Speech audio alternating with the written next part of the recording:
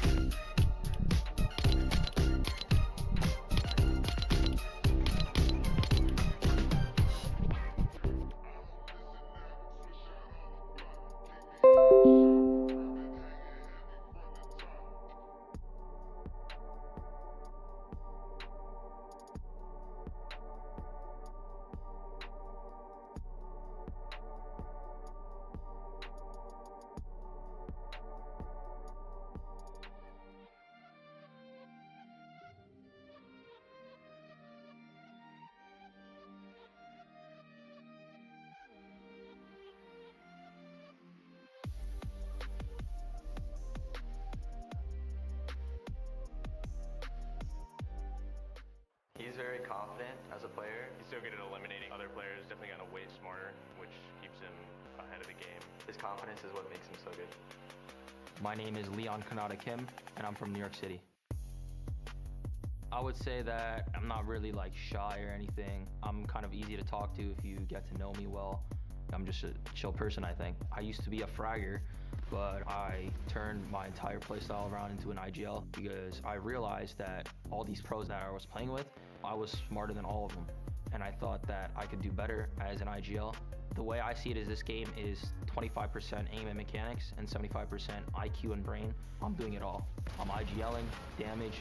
That's just like my playstyle. I do it all.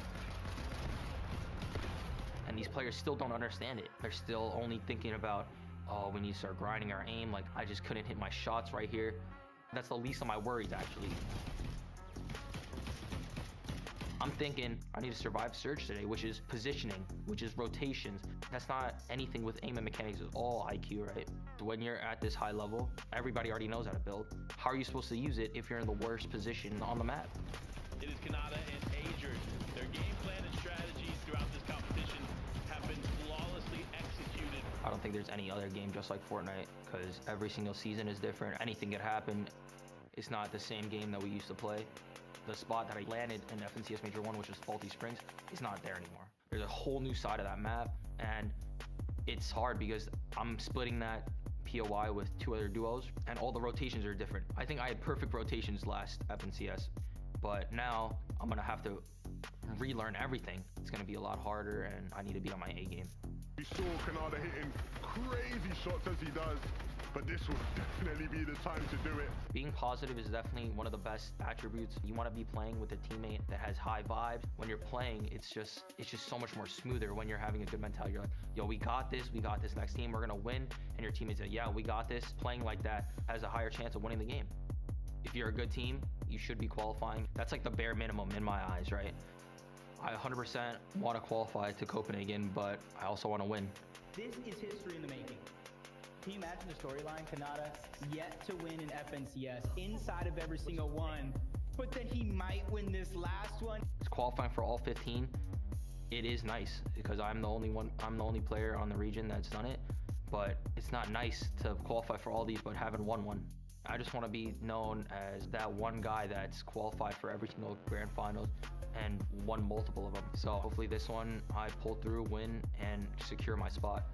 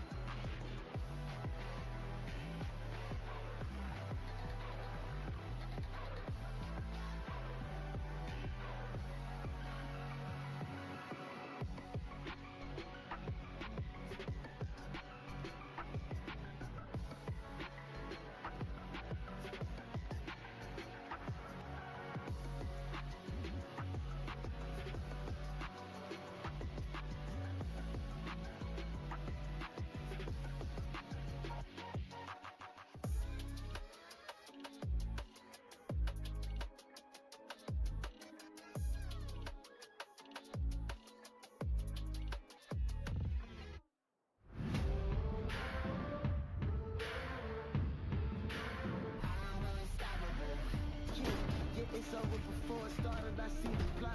Any opponent oppose against me, I'm digging plots. Many men wishing death on me. 50 Cent, buddy, I'm a Teflon when you see me in the trend. Take your shot, we gon' bang it out. Yeah, I'm unstoppable. Yeah, I'm unstoppable.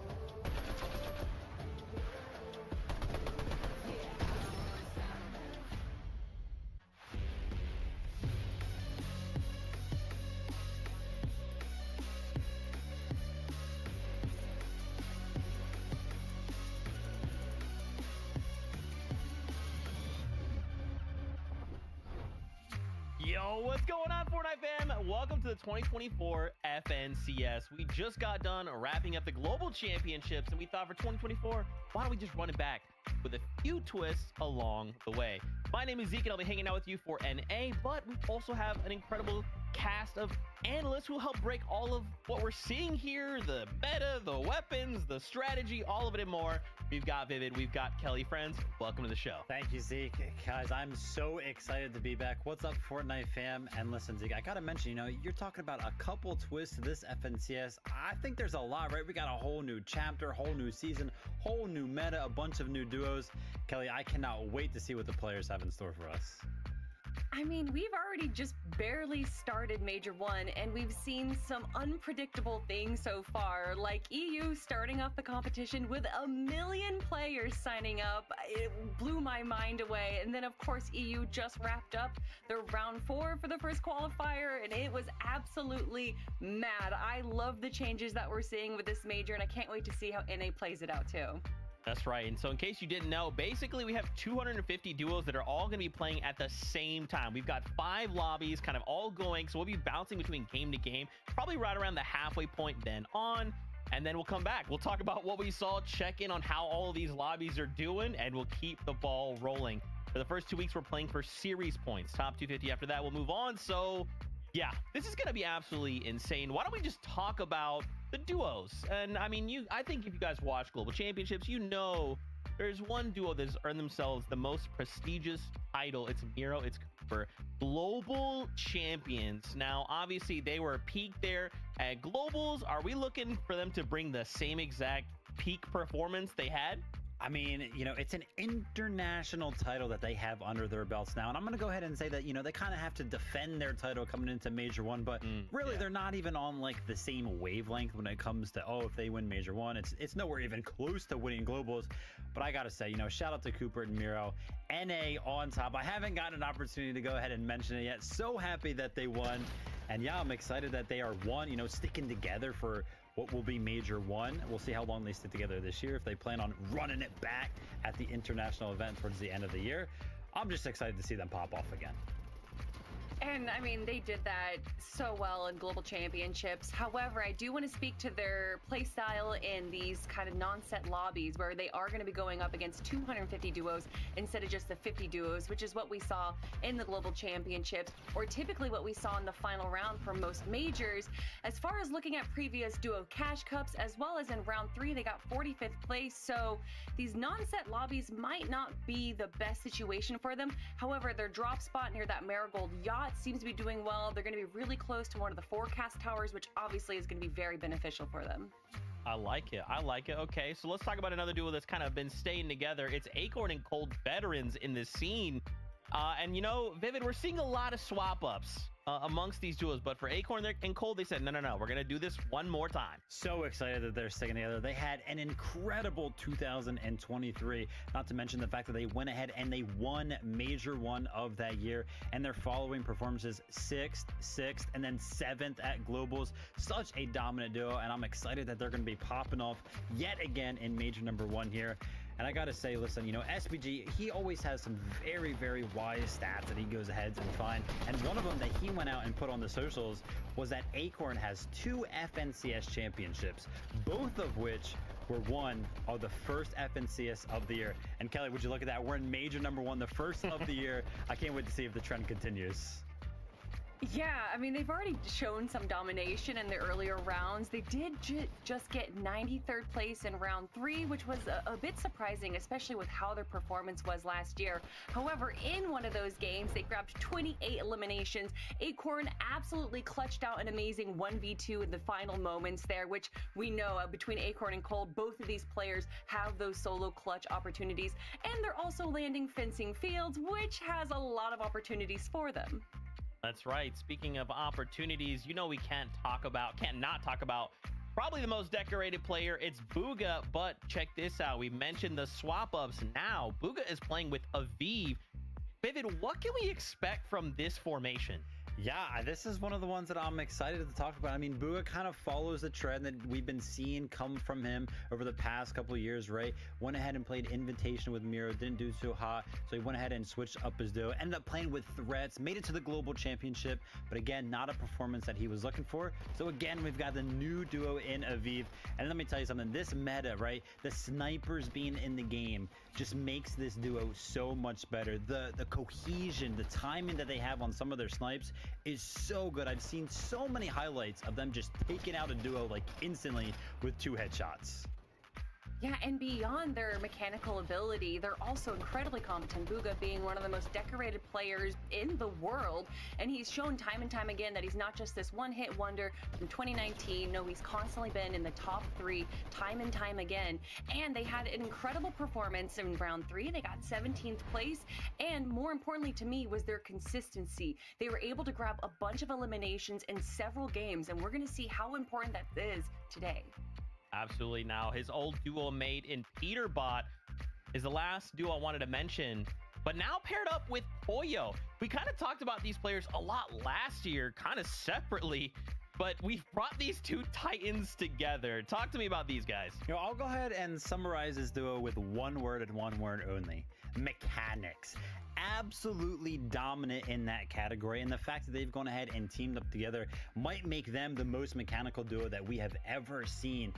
And I'm just so excited to see how they perform in an FNCS style format, right, where the competition is a little bit more fierce, because we have seen on an individual level some incredible performances out of both of them when it concerns the victory solo cash cups that we have had throughout the season. They both have put up very high elimination games in those competitions, so I'm excited to see them team up and see if we can see some high elimination games out of them today. Oh yeah, Pollo was a namesake over in NA West back when it was its own region, and then even moving on to NA Central with Sphinx had an incredible performance. And Peterbot, you know, we were talking about Bugha and all the duo mates that he's had. Peterbot has played with Bugha, Quanti, Larson, and Bilo last year, and now joined up with Pollo. But like you were saying, Vivid, incredibly gifted players as far as just grabbing those incredible snipes and shots. So excited to see how they're going to do today. That's right. There's one last duo, a little bonus one we wanted to talk about, but it's your casters that will be introducing them. So give them a big warm welcome. It's Monster D-Face and the Best Taco. Let's get it. And that's right. We also have picks here, Taco. We want to focus in. You and I had a second to sit down, think about it. We're going with Dukes and Threats, right? This is a team that we have to highlight. Yeah, and especially given a lot of their open performances leading up to this 4th round. I mean, we've seen this team kind of being on top, even though it's relatively new. It's always fun whenever you're in the new chapter, but I'm excited to see what they're able to bring us coming out of that drop spot by Grand Glacier today, because there could be a lot of teams unsuspectingly contesting them, but I think this is a duo that can certainly handle the heat. I mean, absolutely. Dukes does have several FNCS titles already under his belt. Let's see if Threats can help him also pull some more through. But other than that, I mean, we have a lot of competition in front of us, Zeke. Man, we do. Again, we're going to be jumping in. We're going to be hopping between lobbies to see how this is all unfolding. Now, because there's these 5 lobbies all happening at the same time, one game a duo might land and be like, hey, we've got this great spot, it's uncontested. The next time they load in, suddenly there's 5 duos all competing for that one spot. So why don't we take a moment and highlight some of these key POIs that these players will be landing at, and honestly, Vivid, why they might be looking to contest these spots. Yeah, it's very, very important to remember kind of like the format that we're playing into. 250 teams queuing in at the same time, which means that you have no idea who's going to be in your game, which makes some of these objectives around the map so important. Some of these mythic POIs, each and every single one of them, there being 5, dropping a weapon and a medallion. The medallions have pretty much been like the namesake, I feel like, of this season, because they have been so good at making sure that you and your duo can stay very, very healthy in the shield category. You know, making sure you always have 50 shield as long as you don't take much damage for a couple of seconds. And yeah, with this new format, right, 250 teams queuing in at the same time means, again, these teams have extra games. They're going to maybe want to do like a W key game or go for something a little bit more risky, which is why I think we'll see some of these mythic POIs, Kelly, be very contested sometimes. Oh yeah, and beyond just the mythic weapons as well as the medallions that you get, you also have the vault down below, which has an opportunity for you to get some much needed weapons. A lot of people looking, of course, for those snipers, as well as gold down below there. And they also have the weapons workbench, which allows you to add any weapon attachment that you want. And that in itself has been kind of a big part of the new chapter. That's right. That's right. And we also can't forget forecast towers, right? These things are crucial to some of these duos. Being able to see where the next zone will be is vital information for some players. The kind of twist, though, is there's only 3 that spawn per game. So, Vivid, some of these duos might be thinking, I'm going to land close by. I didn't get that spawn. Maybe I'm not going. Yeah, as if the mythic POIs weren't an objective enough, right? We've got the forecast towers, like Zeke mentioned, even another objective around the map that some of our duos have strategized around. Some of their drop spots are pretty much completely reliant sometimes around getting the information of that forecast perk, which is so strong. But again, you know, I just want to keep iterating the fact that, you know, you don't know what's going to be happening in your specific game. It's going to be different teams every single game. Is somebody going to be more willing to go for the forecast tower because they have extra games? You know, all of these teams that have their strategies based around mystic POIs or the forecast tower, they could run into some trouble today. Yeah, I think the key word for at least this week is going to be unpredictable. We really don't know. I mean, EU have already had some crazy moments in the final games. I think we even happened to see a 40 bomb, which, you know, in set lobbies is impossible, but I still didn't think we were going to be seeing that here today. That's right. Look, if NA had a chance, they got to watch EU, and now we'll have to see what they bring to the table, right? So now as we kind of get closer to the game starting, I wanted to kind of pick your brains on a few things. So we kind of highlighted the attachments to these weapons. I was curious to get your guys' thoughts. So obviously there's 4 spots. You have a couple attachments per spot. Do you guys feel like with every weapon, there's kind of that designated, like you want this in this spot? Or do you feel like some players will pick up a weapon and go, well, I think I'm going to kind of mix and match these things to kind of play toward my play style? I think everybody probably has their preferences. My preference is to just pretty much always make sure that my AR has a hollow on it or a red dot, right? Because it just completely changes kind of how the shooting works, right? If you don't have that red dot on there, then, you know, bloom is still a factor. But if you go ahead and throw that on there, it kind of changes it, removes the bloom from it. But of course, Kelly, newly added this season, you still got that bullet drop off to account for. Yes, yeah, and like I thought, like for a little bit, it was going to be a much bigger nerf, but it doesn't seem to be affecting players too much, of course. And then you have different weapons that kind of provide different play styles. Like Reet, who I will probably talk about for the rest of the month, is absolutely wild on the SMG. Obviously, there's players that are super good with snipers, and then of course you can't ignore the pump shotgun that everyone just seems to love. So I don't think it's so much about what augments can these players kind of build around their play style, but just the weapons themselves. Yeah. Okay. And one final topic, sniper rifles. Let's discuss. Obviously, they're such an impactful and big part of some like of the meta right now. How do you guys feel like, maybe for newer viewers, what should they expect from sniper rifles? Expect a lot of damage, right? You know, these players that we're going to be watching today, FNCS lobbies, top 250 on the region. They're going to know how to snipe, right? So I'm sure that we will see a ton of snipes today. Some that I don't even think were possible sometimes. I mean, the fact that there literally is one called the Reaper sniper rifle, I think is a perfect namesake for what a lot of these players are going to be experiencing. And a lot of them are going to have to maybe plan some strategies around getting sniped out. Okay. Well, the stage is set here for us. And again, if you're just tuning in, welcome. This is the FNCS. This is NA. And again, we're going to have a series of 5 lobbies to be hopping in between. We're going to be checking on the leaderboards between games and getting right back into all of the action, of course. Now, with that being said, we're going to toss it on over to our cast who are standing by. It's the best taco. It's Monster D-Face to get us prepared for the competition. That's right, and that's what makes this exciting. Of course, we have all of this action we're going to be covering this first game, being the only one we actually get to see some of the drop spot. Taco, talk to me about how significant it's going to be for the players in particular as we start queuing into the rounds. I mean, I'm just expecting a little bit of calamity for some of these earlier rounds, at least, MDF, just because of the sole factor that you don't know who might also be landing at your drop spot. But you have to expect that, especially POIs that have the medallions, for example, those I would imagine be contested practically every single match possible. Yeah, and there are 5 different spots, and then of course the Volt drop spots that we've seen be also highly contested, but the medallion is by far the most impactful utility item you can essentially run in your inventory into your kit. So I'm thinking every single game, yes, if you've chosen to drop at one of those locations, I mean, sure, you're gonna have to fight for it. Luckily though, however, you have all this time, right? You have this window to queue into. It's not like there's actually a set amount of rounds. It's really what can you do to optimize how many queues you essentially get to drop spot into, right? To go ahead and earn as many points as possible. So Taco, I mean, I'm thinking we're gonna likely see some teams go for a more aggressive playstyle early on to really secure in a hefty amount of eliminations.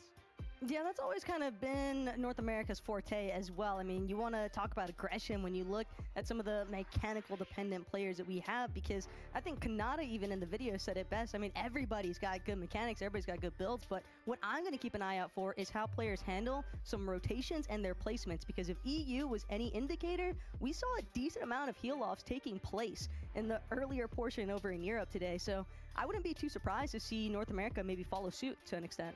Yeah, I think we are going to see exactly just that. I mean, at the end of the day, you only have a couple of opportunities, right, to go ahead and push through. And this first weekend is going to be an extremely important one. The funnel has really constricted its way down to just the players that we're, of course, seeing here. And there have been some upsets. It hasn't been the easiest funnel to get into for these top 250 teams. So I am expecting not only to be a very fierce competition set as far as the lobbies are concerned, but I think we are going to see people necessarily not succumb to the pressure and try to go, you know, all out, because for the first time, you know, in a long time, we're seeing a lobby set where it's just a little bit of everything, right? So if they treat it like a regular competitive game, and that little bit of volatility can play, I think, more into the team's favors that are a little more aggressive. But it sounds like the battle bus is ready, Taco. Let's jump in.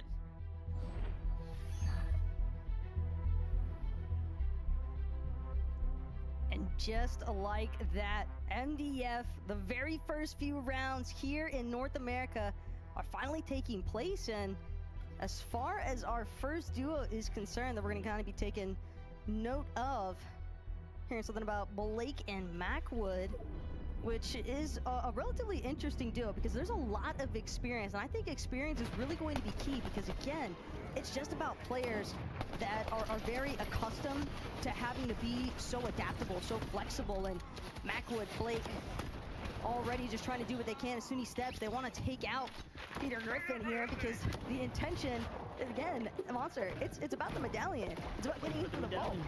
Play for the medallion. There's only 5 of them, and this is one of those locations. But take a look. It wasn't a free drop by any means. There were 4 teams here, themselves included, besides you know, the fact that the others didn't directly contest them. So maybe they got a bit lucky there, but that's what it's going to look like when it comes down to medallion drops. Let's jump in with Seek and Dash, though. Seek with a clutch up on behalf of his team, and not only that, taking out a very notable duo there, Lawrence and Chubbs. That quick. It is over for Chubbs. Chubbs is going to fall from Team Prodigy. Super unfortunate for him. And, hey, there's some familiarity there, right? As Prodigy Seek is, of course, on the same esports team. So very interesting fight that just unfolded there. But that's what happens, right? 250 duos. You queue in. I mean, you have to assume maybe a part of their strategy, right? Their in preparation is, of course, practicing some of these similar rotations. So super unfortunate, but that's what's going to happen throughout the day. And on that note, also have to keep in mind, there's bound to be teams that have just studied other teams' drops.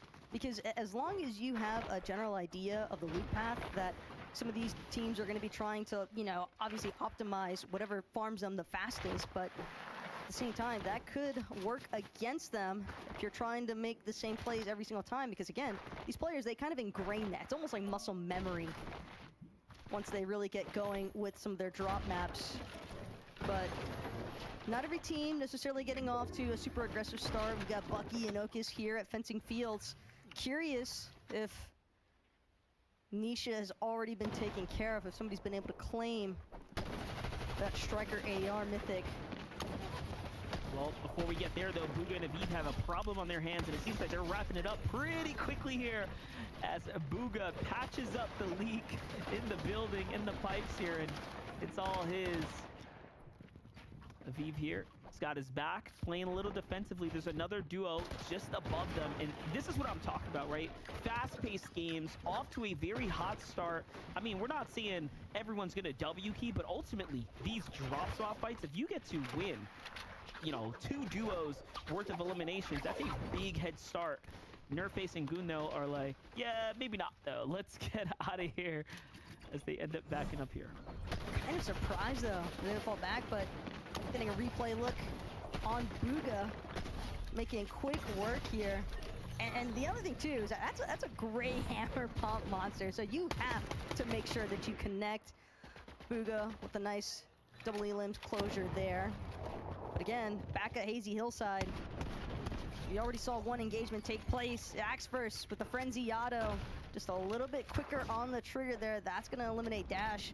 And now Smoke and Axverse, they know they still have company local to them, but Hyrax and Juicy, they don't seem all that interested in trying to take this engagement. And the other thing we haven't really been able to take note of just yet, MDF, I mean, still relatively early on, but teams trying to manage their surge damage in these kinds of lobbies, since it's not necessarily a set lobby, it's almost like you have to practice different surge strategies throughout each one of these matches.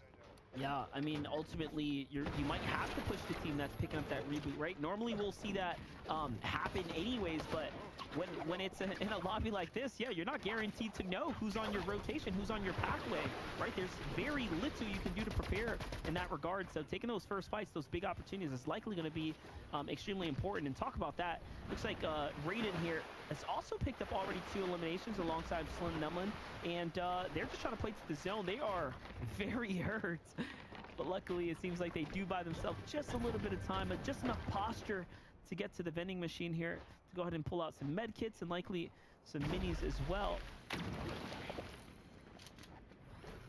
They just need anything, I think, at that point. Yeah. When you're running so low on any sort of heals, no form of shields, yeah, the vending machines can definitely come up clutch here as Onyx taking full advantage of a met kid.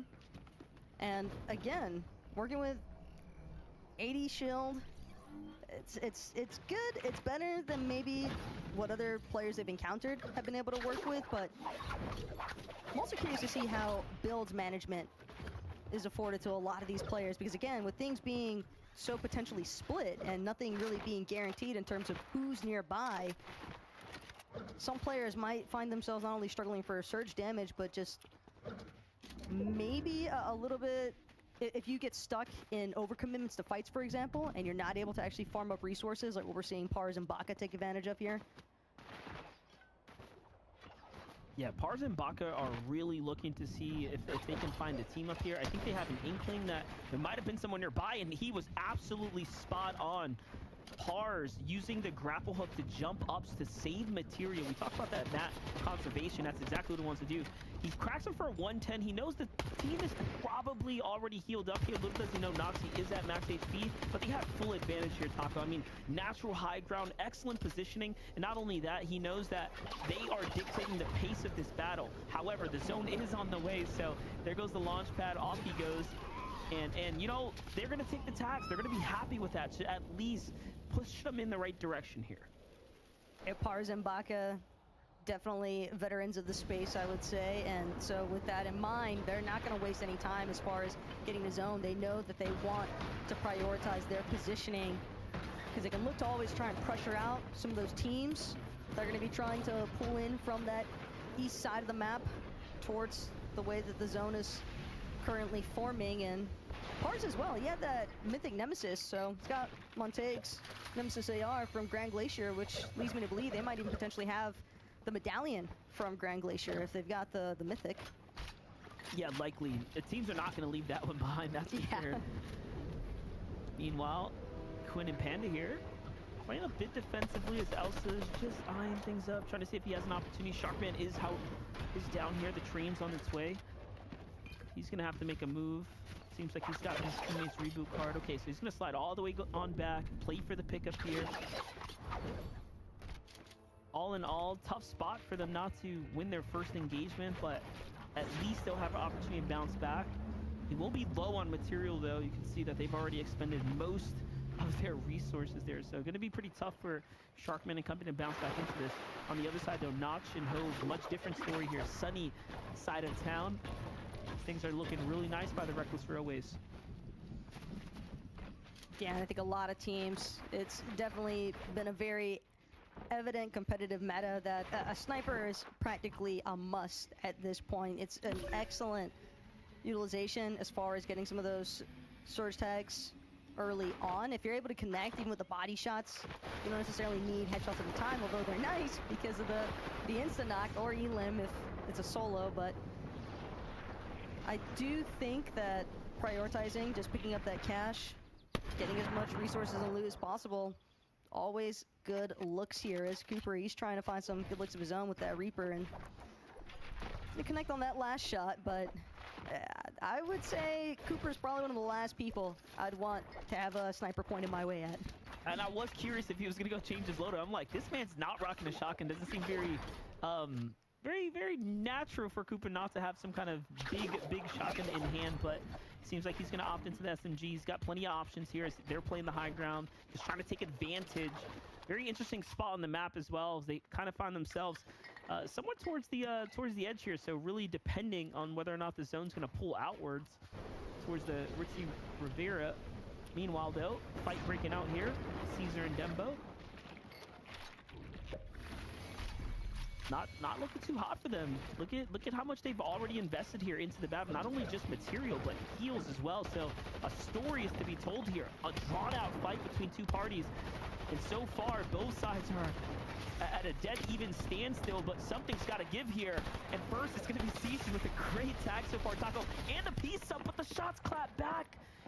And a 2-on-1. It's an even exchange on both sides. But Demo doesn't want to let this go anytime soon. He knows that Caesar is knocked, but he'll look for the finish first. On to Nexi. And now, with Nexi having been elim, Demo, he's trying to see if he can get that revive off onto Caesar. Edge does not want to push this. In fact, another team gonna find themselves trying to trickle forward. Edge, it's now or never if they're gonna try to make the aggressive stance here. But Demo, he's just doing what he can to try and get his duo back up and running. The revive being attempted one more time, blocked off. Beautiful edit there from Demo to save his teammate's life just a couple moments longer. But Edge, he's really trying to push this one in. It's Sharkman, it's Elsa. Sharkman on a revenge tour after having just been rebooted not too long ago. I'm more confused as to why Demo Be Cool hasn't just finished the elimination. If he picked it up, this would, signal to the team on the other side like, hey, the fight's wrapped up. Maybe we should back out of here. Sharkman might think twice, but the fact that he kind of delayed it, tried to play for the save on Caesar might be the end of it. And there it is. Sharkman comes in, finds a knock body. That's all the information there. They know, oh, now you are definitely a solo, and they picked up the elimination. So this is a huge change of events right now for Sharkman and company. All they have to do is find a tag here on Demo Be Cool, and unfortunately it's not looking like he's going to last for very long as he is scrambling right now, but it's just a matter of time before he gets cut out. There it is, Sharkman back from the reboot van and right on into the standings there with a couple of eliminations. Very nice for this team here.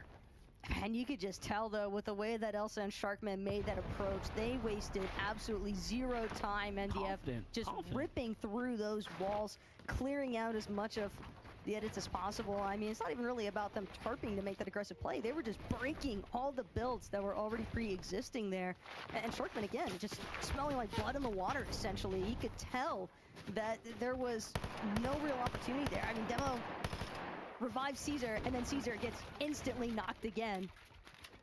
just a little bit tragic there as well. And you know what? I'm willing to bet Sharkman, that's going to be the last time he falls that early in a game. I think, you know, this is the first game. You get it out the way. The way he's playing, that confidence to push a duo like that, I think that's going to be a team that's surely going to perform and finish up towards the upper half. Talk about teams that perform early on. Chimp is known as a player that does exceptionally well in this type of lobby. It's these open style stages. I'm also feeling very, very bullish on the fact that Chimp might be a competitor to look out for here today.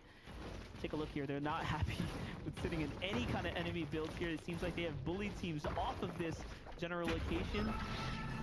Clearing the space, getting the cachet for themselves. Very nice. And look at that.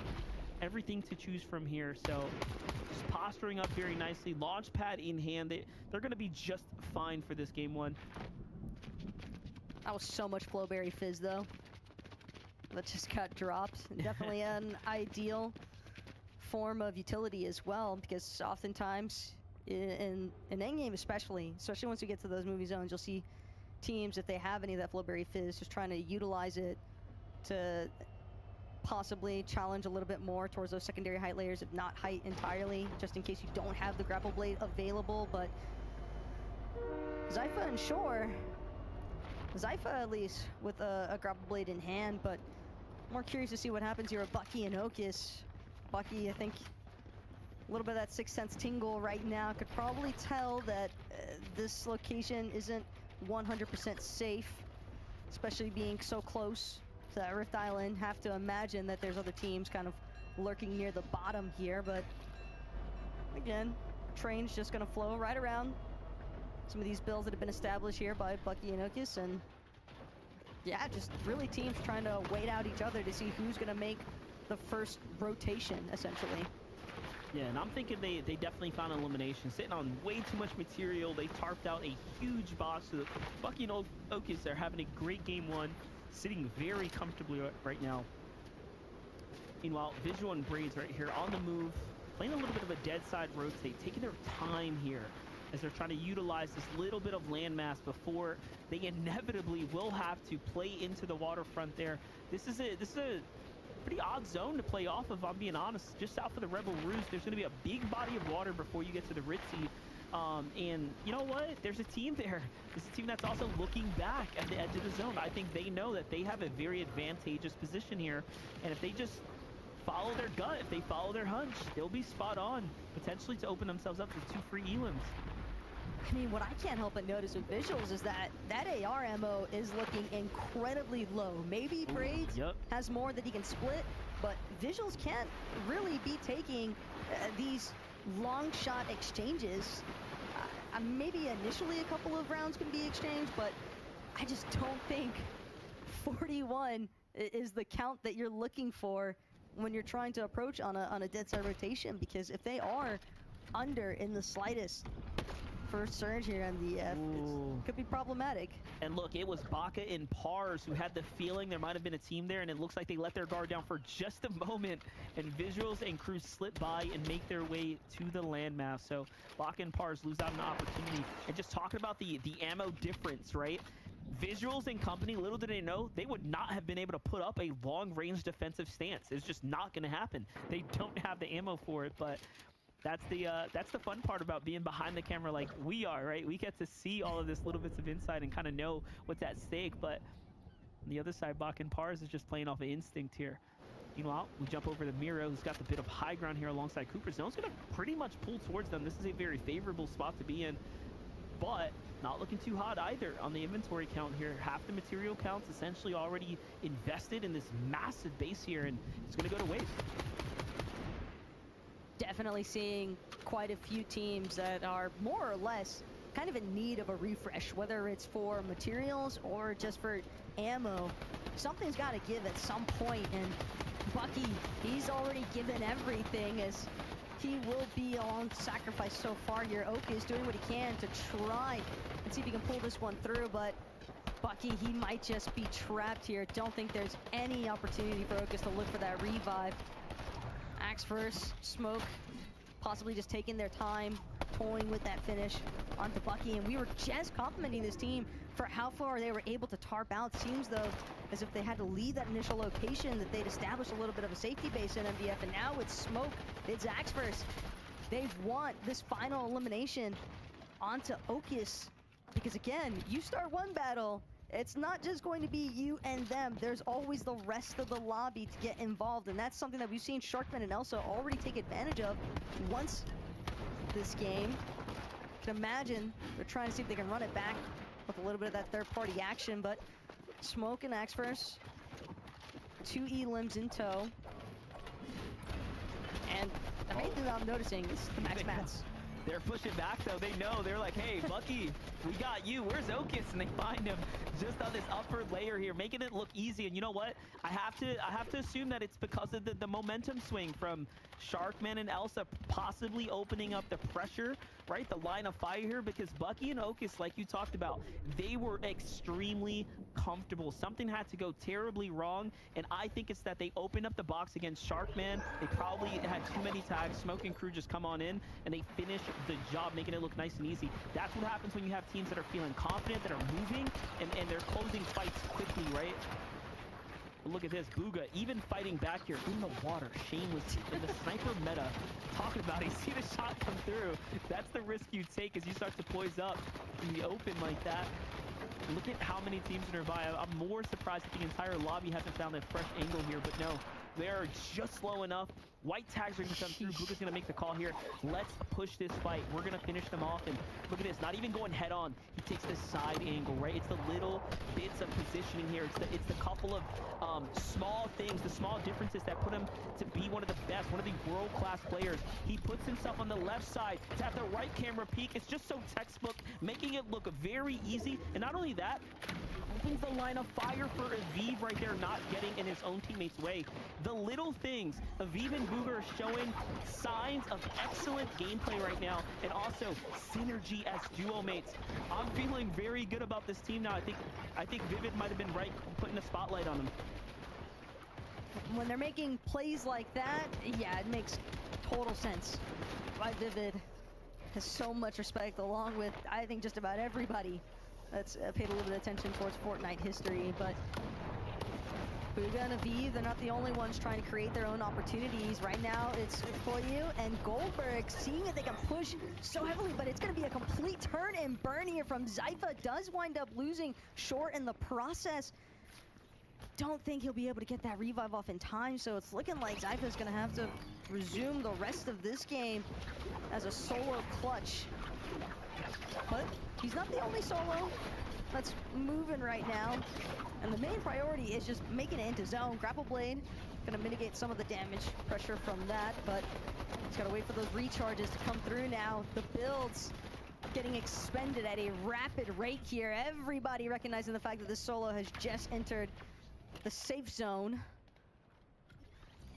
But how safe are you really as a solo up against the likes of 2 duos right next to you? Well, we'll have to see it. Zypha's been cooking off camera, and in fact, we might as well run it back one more time for you guys. Let's take a look at how he picks up 2 quick eliminations here. Moving alongside his teammate Shore. This is a very experienced duo. This is a team that handles the pressure very well. Goldberg gets taken down. He lets the wall come down, pre-fires the shot, lands it, most importantly, and closes the deal. As we start approaching the end game, though, Cooper and Miro already in position. Baka and Pars likely in a very strong spot to win this game as well. I know we see them on the low ground, but last we checked in, they had a lot of material. And look at this. Miro and Cooper haven't expended much. They are using these grapple hooks wonderfully to move just right along zone to zone here and get position to position. And now, honestly, they can even refarm here. They can situate themselves even better. We jump in with Baka and Pars. Not a single elimination, Taco, but all the material in the world. It seems as though Pars and Baka have done an excellent job of kind of just sticking towards this low ground, finding other teams' cleanups potentially. Looks like some kind of battle took place, at least where Baka and Pars are currently located, and now they're both just getting back to max shield. They want to make sure that they are full healthy when they go for their next method of attack here. But Booga and Aviv, right now, their only focus is on just controlling the high ground. This is right around the time where you would kind of expect a team to really start applying some pressure onto everyone else in those lower layers. But Bugha, Aviv, they're gonna have to be careful of some of these other teams that might have those grapple blades in tow. It's not necessarily a guaranteed freebie trying to hold on to height. Yeah, listen, I see everyone talking about Flowberry this, Flow Juice that. No, I'm talking about Flow State. Bugha and Aviv are locked in right now. They have the high ground. They have so much space between them and their opponents. They are just in a completely different stratosphere right now, looking extremely comfortable. Meanwhile, Chip and Sires are down in the shambles box here. Below the Storm Surge, slowly running out of material here. They have to do something big, or they're going to start falling down this totem pole pretty quickly here. So as they start moving to the front side of zone, let's see if they can take a fight. But that's the thing. Even with Twixen on the other side of this wall, Chimp doesn't want to just rush in mindlessly. Kind of trying to do what he can to gauge the situation, gauge just how many duos, how many souls are actually in these low ground layers with him and Sires. And now Chimp finally finding some moments, trying to turn forward, but again, materials are so low. Cooper Miro actually gonna drop to the low ground temporarily. It seems as though they want to just restructure, reorganize from where they actually want to set up here in this like mid-ground layer, but Cooper just continuing to turn forward. Hob, Knock, they're the ones now trying to apply some pressure onto the other side of these walls. It's going to be Baka, in fact. I'm not sure if Pars went down as well, but Baka being eliminated by Hob and Knock, that is a massive takeout. Yeah, I didn't think that would happen, especially considering they had so much to work with. Baka and Pars are two of some of the best, you know, fighters that we have on the region right now. They're locked in here, but Zypha just holding on. That med kit's gonna go all the way through. That's a win condition now, completely used up here. He's trying to put himself in the spot. Sometimes it's just easier though to play for yourself here. Let's see if Zypha can find at least a single impact elimination. Pressure's coming in. He's in a world of trouble though. The enemy box is there, and I was curious why we're gonna be able to give it up their positioning here, but it seems like they just read the zone perfectly here. They just gave it up temporarily to get in front. And it's gonna be Cooper first to fall here between himself and Auto Only. Auto Only being Miro, of course, but when you're left to try and deal with all this congestion that's been building the mid-ground layers, massive shot there from Hob. That's gonna be a medallion pickup as well for Hob and Knock. Just trying to do what they can to get those shields, but Pars actually still up and running, so it was exclusively Baka that got elimed earlier on, almost jinxed Pars into oblivion, but instead a little bit of revenge here as Scissor, it's gonna be an elim that Pars will claim for his duo. But now, Auto Only not gonna be able to cut the gap there with that grapple blade. Unfortunately, will fall to the storm damage. Hob and Knock, though, doing such a good job in this secondary height layer. Have to imagine that still Bugha and Aviv up top trying to apply some pressure. And then again, all the way down to the low ground, you've got Pars clinging on for dear life here. MDF, it is not an easy position, but pretty solid solo clutch so far. Yeah, I mean, listen, this is what you expect from a team that's just this good. They're going to perform. Everyone's going to put up the numbers. This is what NA's best is all about. Knock, though, the last representative here, as Hob just recently being elim. Bugha still holding the high ground. He's got Aviv up to his own devices down below, trying to do what he can to take out all these other teams. A successful elimination, though, for Aviv as he gets knocked in the process, which is going to force Bugha down. But Bugha, he's just looking for the capitalized shots here, and he will find it. One of our rounds being won by Bugha and Aviv. Yeah, this is definitely a team that we're going to have to keep our eyes on. What a wonderful finish to a close game, but for Bugha and Aviv, once they got themselves into a position to succeed, they did not look back. For a moment, though, they had us gassed. We were wondering, what is going on? Why would they give up a strong positioning like that? But instead, they said, hey, look, MBF, give me a second. Let me walk through some enemy builds for a moment here. And the moment it pulls back, they clutch out here. Take a look at those final moments one more time. Bugha jumps off, saves himself from taking damage, puts himself in the front. And just like that, it's over. Couple tags as well, just to ice the cake. And just like that, we get to toss it on over to the fam at the desk because Aviv and Bugha are our Game 1 winners. Well, that's why we have to kind of put respect on their name. The first game of the day here in this lobby. My, oh my. And with such a swaggish factor there. Just a little swag on it, you know what I'm saying? Just zip on out, turn around. I know where you are. My teammates tell me everything. I have all your information downloaded. Lock it in, lock it out. That's so sick. And I gotta say, Vivid, this first game was a lot of fun. It just felt like there was constant action going.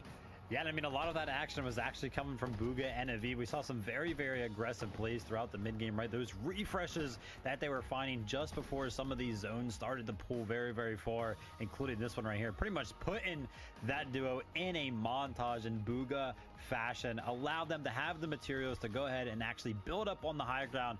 And from this point forward, they just had it for the rest of the game. I mean, I want to speak more of that mid-game engagement around Zone 7, where Bugha and Aviv were in a perfect situation. However, they're getting beamed from across the lake. Bugha doesn't fret for a moment. He's just, you know, kind of recycling through his wood builds, not really freaking out too much until Aviv and Bugha see that white damage that they take onto the opponent. And then that's when they go in with the engage. They use the grappler blades. They go in and immediately grab the eliminations. And it's really that patience and understanding that Bugha just brings so much beyond other players.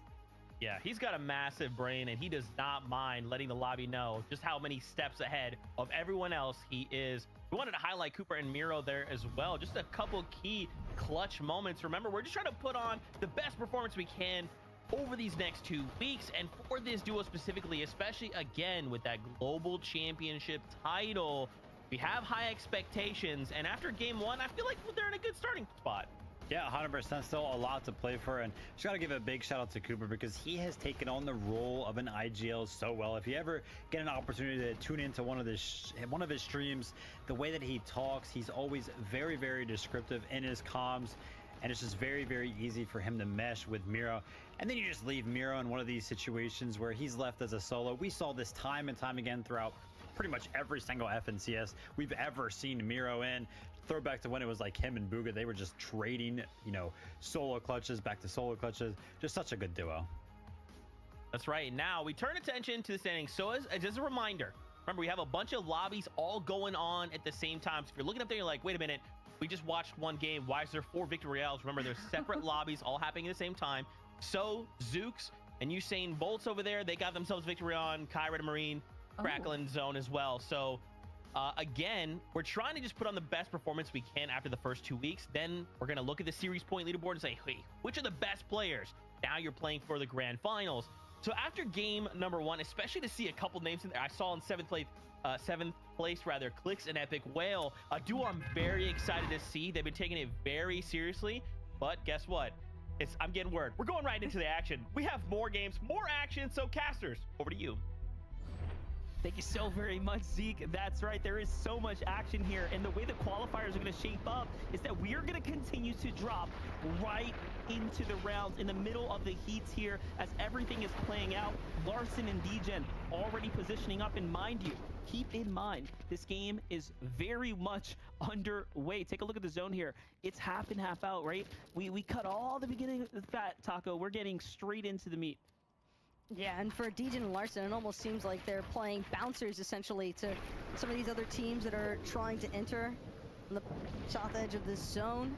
But Degen, Larson, expect that they've got to be good on their surge damage, considering that they're not opening up any of their walls. They're not looking to try and create any edits to look for any sort of peaks. Probably also not trying to risk eating a sniper shot in return. We all know how rapidly that can go downhill if you are tagged, and then a team will immediately just try to key at you if they see any sort of damage that's cracking those shields. Yeah, 100%.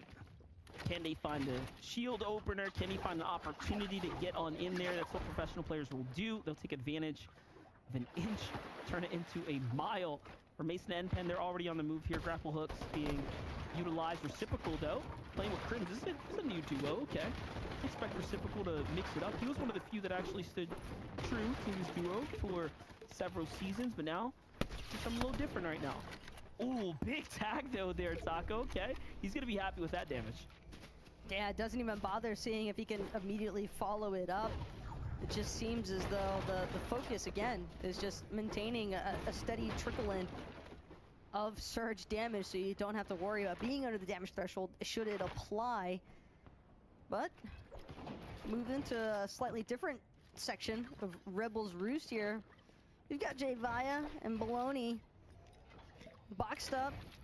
Decent resources. No white heals at least on Jay Vaya, but hard to say whether or not Baloney might be holding onto the med kits, as we so often see duos choosing to split whatever resources they might have available to them. But it's going to be a positional move instead for Vaya and Baloney. Still keeping in mind that they're bound to have some pressure coming up behind them. I think that's why they're trying to get the move on now with these grapple blades. They know moving towards this hill might give them a good orientation of where the rest of this lobby is starting to collapse into the zone at. But Cash and Alosh, seems as though they found Pen. Might be looking to aggress, but it's hard to work from the bottom up. I respect it. Look at the zone though, Taka. Yeah. It's really, really looking bad if you're on this this western side, which is everyone in the lobby at the moment. No one has decided to say, oh yeah, let me get a little more comfortable. Let me use this grapple blade to get a little distance. Nah, everyone's comfortable sitting on top of one another inside of this lobby. As we start to scope out, you can see running lists of players, names, a lot of names that I don't necessarily recognize. That's a good thing. This is their opportunities now. Tricks here trying to see what he can make happen. Meanwhile, he's got Dylan pushing up on his side though. Big tags coming in. This is a duo pushing with confidence right now. Let's see what Tricks can do.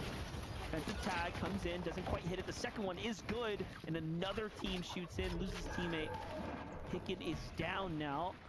For Sams and Dylan, they already have 2 Elans. They might be able to reap the rewards. The knocked body here. Oh, it all makes sense. They were well below the surge. It's going to force their hand here. Oh, they left a body, getting greedy for the loot instead of going for the tags. That might be a fatal error here. Right now for Sams, Dylan, expending a little bit of that Forberry Fizz just to see if they can buy themselves some time, but they need, what, 2, 3 good tags, and they're in business, but Sam's just barely any ammo to work with on that Striker AR. Pretty fine. And it's not looking much better on the Frenzy Auto either. Still 210 below. Sams and Dylan both know that they are essentially working against the surge clock here, because that gap is only growing. They're going to have to create their own opportunity if they want to find themselves sticking this one out and not falling victims to the surge tag damage. Now it's going to be Sams and Dylan trying to see if they can find another section of the map, another section of the lobby to potentially try and find a little bit more of those tags in. But Dylan already knocked, likely due to the fact that just struggling there for the longest time. Reciprocal, though, on the other end of that, he's not struggling in the slightest. Love it.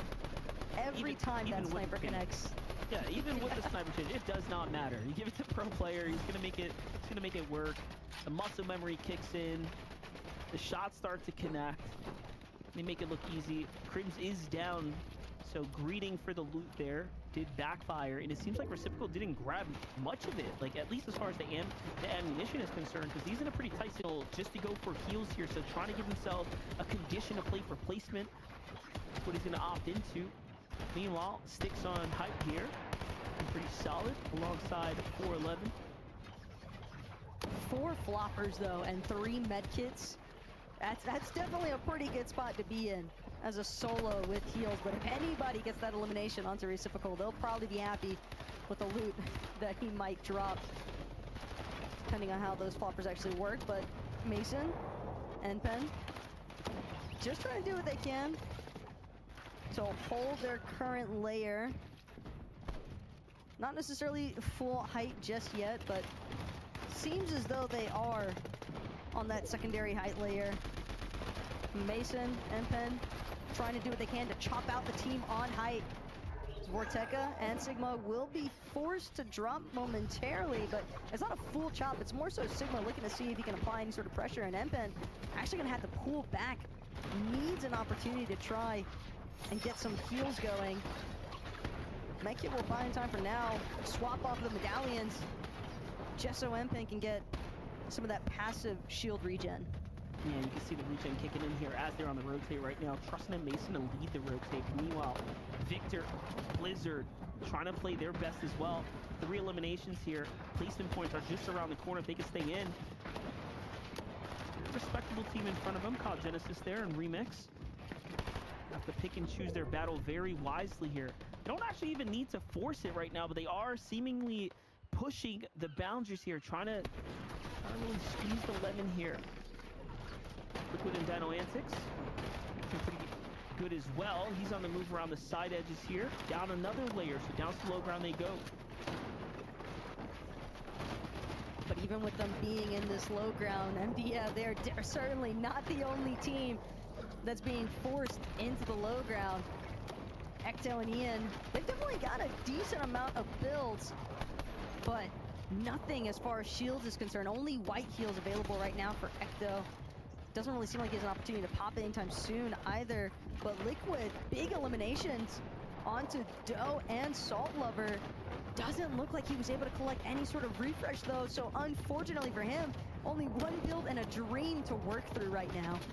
Yeah, and high ground clear as Dave, Vortec, and crew. They're just gonna chill up there while the low ground is gonna be fighting for their lives right now, just outside the roost here. Let's see it. Prodigy, Dozier on the move right now, another solo. So these are all solos. Liquid's gonna pick up another elimination though. This is onto Port 11 from Team WTJ. That's gonna bring him on up to 6 Elans. He needs to pause down though, find a chance, but he doesn't have mats. As much as he wants to drink this big pot here, he just doesn't have room for it. Instead, he's gonna get crushed. A huge shot from up above. And now we jump over to Mason. Mason and Pen, like I said, that team's so high up. They don't even have an angle down on what's happening here. Mason out of material now. N-Pen back against the wall here. They try to fight with everything they got. Mason gets himself behind a team, misses the first shot.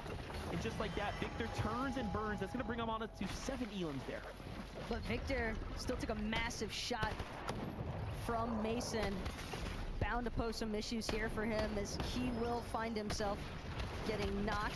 Now it's Whopper, it's Kwongador. We're going to drop to the low ground, see if they can find the last couple of players that are still left standing in this lobby. They don't have any white heals. They're just trying to run around the map as desperately as possible. But it's Blizzard with 4 medkits, make it 3. Sigma, only 2 medkits. But as long as Storm Sickness doesn't apply here for Blizzard, you have to imagine that he'd have the upper hand. But there's other players in the mix here, and they might just have a decision or play at hand here. Oh, Kwanga, that's very nice, but medkit's still on Ian as well. I'm going to think it's going to come down to whether or not Kwanga can actually find elimination here. If he can find Blizzard or Ian, he might just have a chance. But Blizzard survives just a little bit longer. It's going to be enough for him to go ahead and out-survive all of the opponents who tried to sit there and play for the heal off that win condition. Slowly but surely going in his favor. Look at that. It just shows you, even if you have high ground, doesn't mean anything if you don't fight for it, Taco. Definitely very reminiscent right now, though, of what we saw in EU earlier today, MDF, because these players are not messing around as far as holding on to those white heal resources are concerned. I mean, we saw Blizzard, 4 medkits is usually going to be enough, but the fact that he was even that close, Monster, it kind of tells you that there might need to be more pressure being applied from the teams that are on height, because if you leave these players to their own devices, you never know who's going to be sitting on a whole factory of sustain. Yeah, N-Pen had the right idea. They were trying to fight for it. Unfortunately, didn't quite hit the shots, especially when we saw Mason jump down onto Victor. It just missed. That clean miss was the problem. You can see it from Victor's perspective. He didn't miss a single beat. He hits every shot that matters, and that's what put them at least in a position to try and take this all away. But when you're on high ground like that and you have all that runway, you have to use your ammunition. Otherwise, you can see there, players like Blizzard are going to walk away with it. So excellent game, excellent showcase here, but there is still more action, Zeke. There is, Monster. There is. I'm telling you, this fast-paced, like, lobby format, I'm in love with, man. It's so fast. You just hop in, there's action. And, you know, when we hop in, we're just in the back going like, what's happening? Why do they have no bullets? Wait, where are they shooting? What's going on? Like, there is kind of that, like, you have to orient yourself, right? And obviously for these players, they've already had this whole time to build up and get to this point. But for us, we're tuning in right at the best part of that game. It did not disappoint. What did you guys enjoy about that last game? Listen, it was cool to see Pen and Mason up there, right? They were second high. They ended up running out of mats. Didn't use their remaining mats to go ahead and go for a refresh. But I just want to give a quick shout out to Pen. He's doing some like crazy subathon right now. He's on like day like 59, and he's out here still competing in an FNCS lobby. So you love to see that. My favorite part was the anxiety that this game gave me. I just didn't really know what was happening when we jumped into it, but then I was able to follow Blizzard and Victor, who had an incredible run right there. Not just showing, obviously, you know, the heal-off meta is a bit more of a passive play style in the end game, but they showcased that it wasn't just this heal-off meta that they were focusing on. They also got 7 eliminations as well as the Victory Royale. So I'm excited to see how this duo, which we haven't seen too much of them in the past, is going to be performing throughout the rest of the day. Yeah, absolutely. And the casters kind of talked about this heal off, right? I feel like this lobby's got to be a little more proactive, right? You know these med kits are a thing. You know people are going to try and go for those heal offs. You have to try and combat that. Now, how you want to do that? Hey, you guys are the pros. Y'all figure that out. I'm just trying to give a little bit of advice. Let's take a look at the standings, though. I'm curious to see how things are going. If you're just tuning in, what's up? This is the FNCS. We've got 5 lobbies all going on at the same time. So if you're like, wait a minute, how is there 5 victory royales? More than 5 on that first page. It's just we've got a bunch of lobbies all happening. But I wanted to break down this kind of top 10, start here. Right there at the top, Puka and Aviv just sitting there very comfortably, 87 points.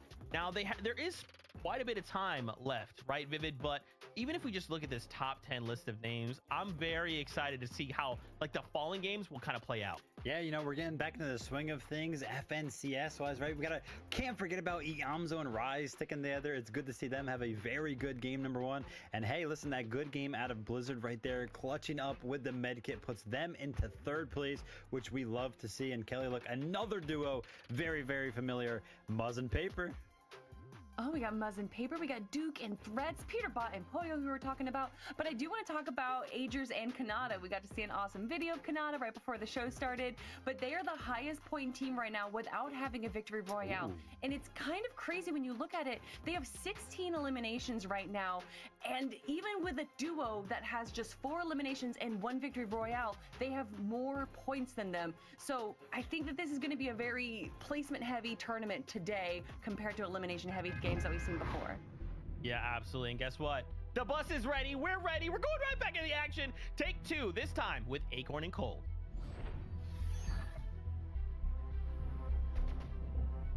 That's right. The action does not stop. Acorn and Cold are in the mix of it right here, and they have already picked up an elimination as the third party starts to jump in and put their influence into the mix, but Acorn has to pause down. It's up to Cold's hands here. Take a look at the elimination count for this duo here, already at 7.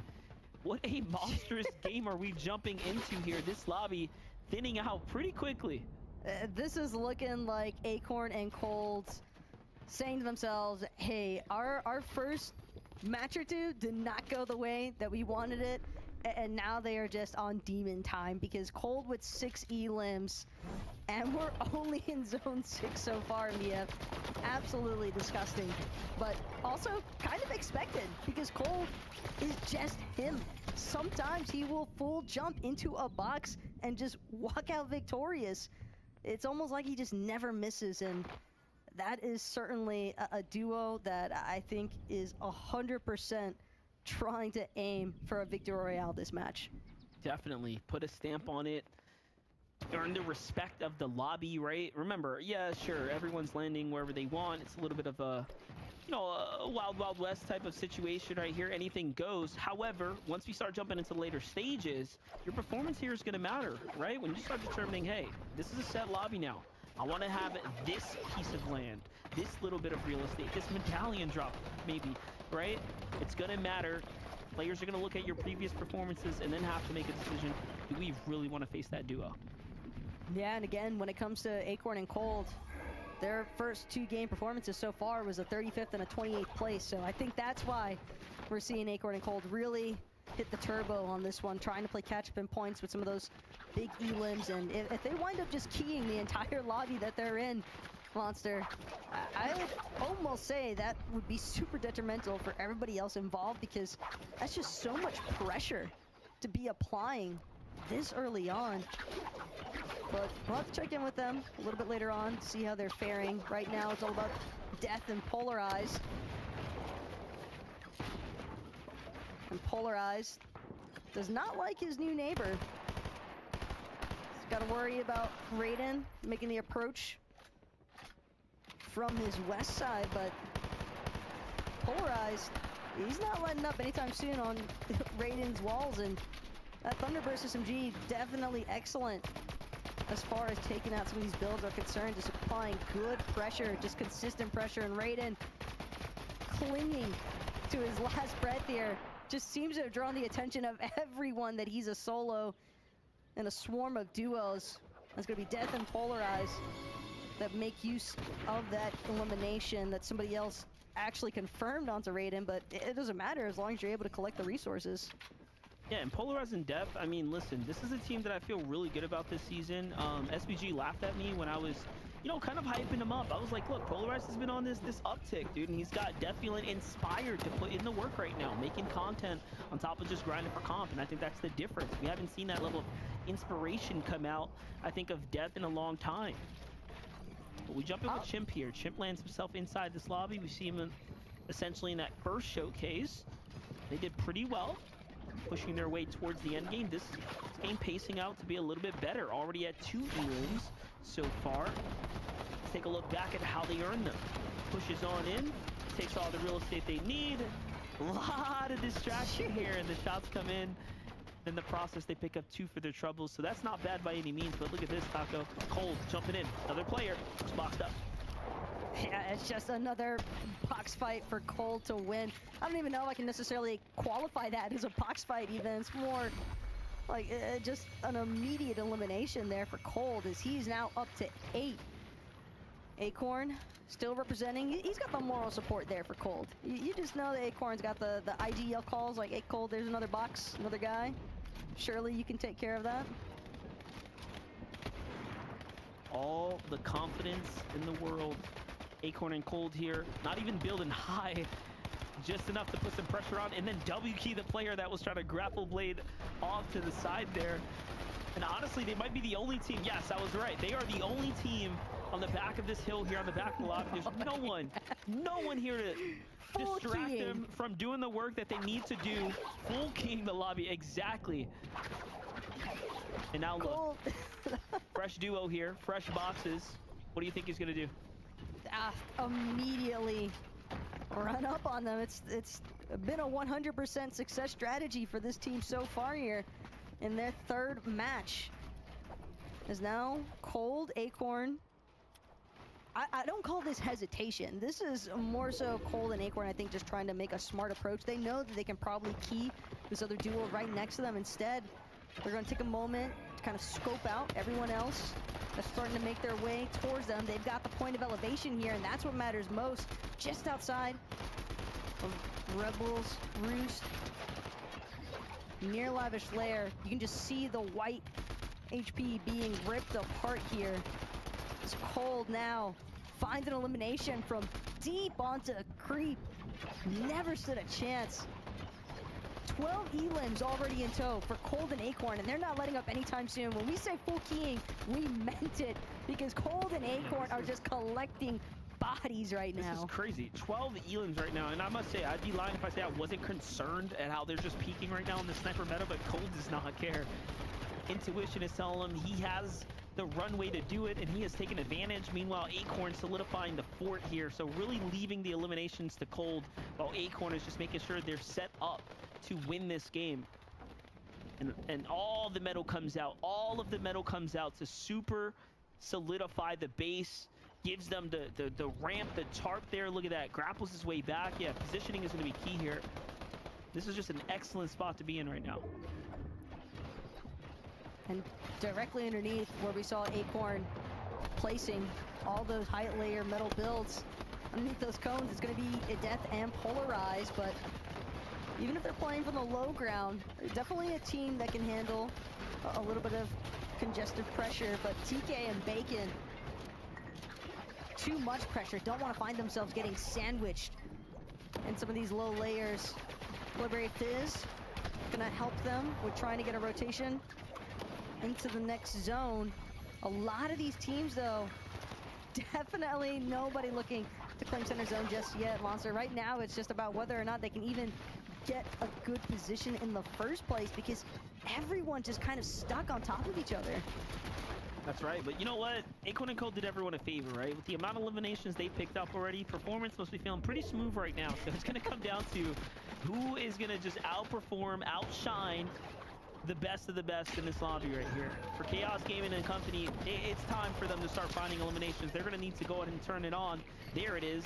They find the tags they need. That buys them the window, but it also turns off the surge, so they don't have to worry about that anymore. Acorn and Cold, interesting enough, opted to play a little lower than I thought they would have liked to, so that's going to give people an opportunity to fight for their positioning up top. You see the fizz and how it gives you that extra bit of mobility there. Does open you up to some angles, right, if you will. Not sure, though, that angles are what Jackson's looking for. It seems as the survival is the only thing really on his mind. That was a potential successful revive, but unfortunately not enough momentum to actually keep pushing forward. Couldn't get that med kit off in time. A little bit tragic there, but Chimp and Scissor, we tapped in with them just in the last round, MDF. This is, again, one of those teams you were kind of calling, like, hey, Chimp, definitely somebody to look out for. And a team with 5 elims, it seems as though this has been a pretty key-heavy lobby. Yeah, I'm a huge fan of Chimp. I've seen what he's capable of in person, on finals, right? There was a point in time where he was the new kid on the block, but he's gone, you know, through those hurdles. He's been in these big dog lobbies, you know, in the past, and this is really where he comes from. He comes from these lobbies that have decent players in open settings, and he's got to fight for it. And so far, they're putting up the numbers. They're putting up exactly what we expect of a team like Chimp now, right? He's gonna soon be he's the next wave of, you know, experienced player. Bacon and TK are on the heels here too, though. So he's also a team that has very much many FNCSs under their belt. Take a look at the high ground. Sphinx tries to come up, not going to be successful as Cole claims another one here. And then another one as he follows up into the bots, onto death here, and polarized. I was trying to gas him up. I was trying to give him the juice, but Cold is just different.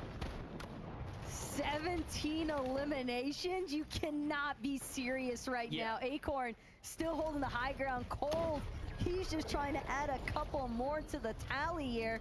As Chimp finds his 4th elimination.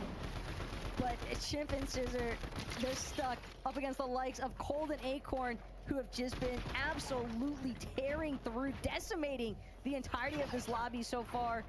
Cold waiting for the prime opportunity to strike, drops once he recognizes the split there from Chimp. Chimp doesn't have any sort of heals for the time being, but it's going to be trade out knocks here. Down to Acorn, up above, still has 2 med kits in tow, same as Scissor, so curious to see who actually manages to hold out longer here. Yes, Scissors did have an extra one there, but I do believe that Acorn might have timed it just a little bit better, and look at this, he finds himself a nice little loot pile here. I think that was a flopper there, but he missed the chance to pick it up. Now it's going to just come down to whether or not he can play these med kits out all the way. He finds another one there. The shots come in from the side, and the zone does the rest. Acorn holds on by the skin of his teeth there, but they do it in fashion. 18 eliminations there, Taco. Just a spectacle. You need a big game, you put on a big game, and now they're back in the race. Yeah, that was definitely huge. 3rd time's the charm, essentially, is what I'm gauging from Acorn and Cold. Just keying the entirety of that lobby. It was absolutely disgusting watching how many eliminations they were actually able to accrue there in the end. But Cold in particular, he just looked like he was a complete monster of this lobby. But I love that play at the end there from Scissor, because he's just kind of taking matters into his own hands. I mean, we talked about how the last match that we saw, it's just, hey, not enough pressure being applied, kind of letting this heal off go through, and Acorn nearly lost that last engagement if it hadn't been just a quick reflex on the wall toss-up. In that play right there, yeah, Cold, you know, got tagged hard enough for the zone to take him down, but he just completely completely outplayed Chimp. He edited the wall, but he didn't peek it. He was so fast, he edited the other wall and got the tag first in the exchange there. Just a wonderful showcase, wonderful play there, and that's what it's all about here. Yeah, and again, man. So that's what that looks like. You know, you ever like go into a game and you think, why does it feel like I'm not playing the game? Like, why does it feel like you're telling me what I'm allowed to do and what I can and can't do, and you have all the stuff, but I feel like I'm gonna win this, right? No? Wow, Acorn and Cold, they just took over. They just said, hey, you guys are not allowed to play the game. We've spun the web, you've fallen in the trap. 18 eliminations. That's the highest number we've seen today. But Viv, that number could go much higher. Yeah, I mean, hey, listen, we love a classic Acorn and Cold type game, and this was just one of those things where Acorn and Cold, they were able to go ahead and take the high ground, but they weren't content with just leaving both of them up there, kind of chilling and kind of like riding the game out, letting it go to heal up. No, Acorn played like 3-4 layers above Cold the whole time. Cold was wall to wall with everybody he possibly could be with, and the elims just kept coming in. And I was looking, I was like, who in the world let Cold get double mythics? Because we know exactly what he's capable of when that happens. Yeah, that Nisha Striker AR from Fencing Fields just does so much damage, 234 DPS, and in the hands of someone like Cold, you can see just how devastating it is. During that game, I was freaking out saying, are they 3,000 above Storm Surge? I don't remember the last time I saw someone that high, but of course, when you're Acorn and Cold and you already have 8 eliminations where we're not even at the halfway point of the game, I guess you can't expect any less. But not just the aggression we saw from them, but also the tactical play style at the very end there, where Acorn and Cold decided to split up, seeing if Cold could get a few more eliminations. And then once Acorn saw, oh, that might not actually happen, I'm going to go and find more heals. And they got the victory royale because of that. Just disgusting. Like, I just don't even... Like, this is, to them, this feels like this is just a normal lobby. You know, just hopping in, getting warmed up for the FNCS. A casual 18 elimination victory royale, no big deal. And again, this is just because of this format, right? With the 5 lobbies, things just can get extremely chaotic. But for Acorn and Cold, they've kind of experienced this chaos, right? They know what to do in these situations.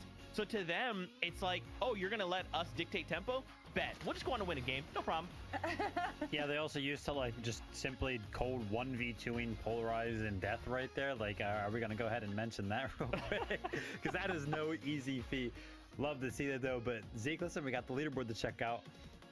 That's right. Muzz and Paper in that #1 spot currently. Now, of course, we haven't had a time to check in with them as far as the games they're in. But Kelly, to see them at the top suddenly, like, this has got to be feeling so good for them. Wow, and to have no victory royales but 112 placement points just shows that they are consistently making it to the end games here. As well as grabbing a few eliminations, we expected no less from Peterbot and Poyo, who have 22 eliminations as well. Some new names coming up into the leaderboard too, and a team that was once up first place, Aviv and Buga, dropping down to 8th. Yeah, there's so many things that we need to check in, but you heard the bus. Going into our next game, and it's a duo I'm very excited to see how they perform. It's Clicks and Epic Whale.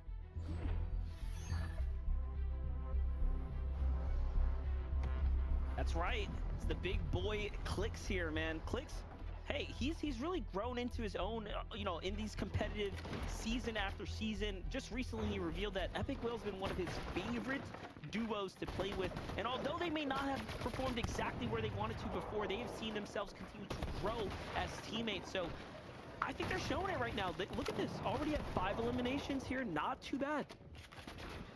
Yeah, and kind of just adding on to what you were just talking about, as far as Clicks and Epic are concerned, Clicks himself even admitting that he's like, hey, you know, we recognize the fact that good things take time, essentially, is what I heard him talking about on a stream during opens. As we all know, Clicks want to stream everything possible. Loves making content, man. I think it's awesome to see that he seems to have really found a good sort of vibe with Epic, because a lot of times it can come down to just how well you're actually able to get along with your duo. And again, we see Clicks with 4 elims, but the journey for as to how he got there in the first place, at least from 3 to 4, Clicks with the sniper rifle, that Reaper just collecting successful eliminations. Yeah, talking about a big lobby. This is the who's who. Kanata, Agers are in the building right now. 10 elims collectively, so a monstrous game right here. Another team that is trying to continue to keep themselves in the conversation here. Kanata's talked about it. His goals this year are to find another FNCS win under his belt. He doesn't just want one. He doesn't just want to be the guy that has made it to that final stage time and time again. He wants more wins. Once you get a taste, it's kind of hard to let go if you think about it as well. I can imagine it'd only be more motivation to such strong competitors, and I think when we talk about strong competitors, it would be a disservice not to mention Rise and Yamzo in that conversation. Yamzo getting a good clipping of Ant there. But again, not looking to just rush forward. Even if the shields are cracked, Rise and Yamzo, certainly a team that can work very efficiently from a low ground position. And it seems as though they are cozy enough that they just want to maintain their damage threshold, but they're so far above it at this point, MDF, that they're definitely capable of just kind of waiting things out, maybe seeing if they can push the teams that are still stuck behind them and keep them kind of on the fringe here. Don't really let them have easy rotations into the safety of zone.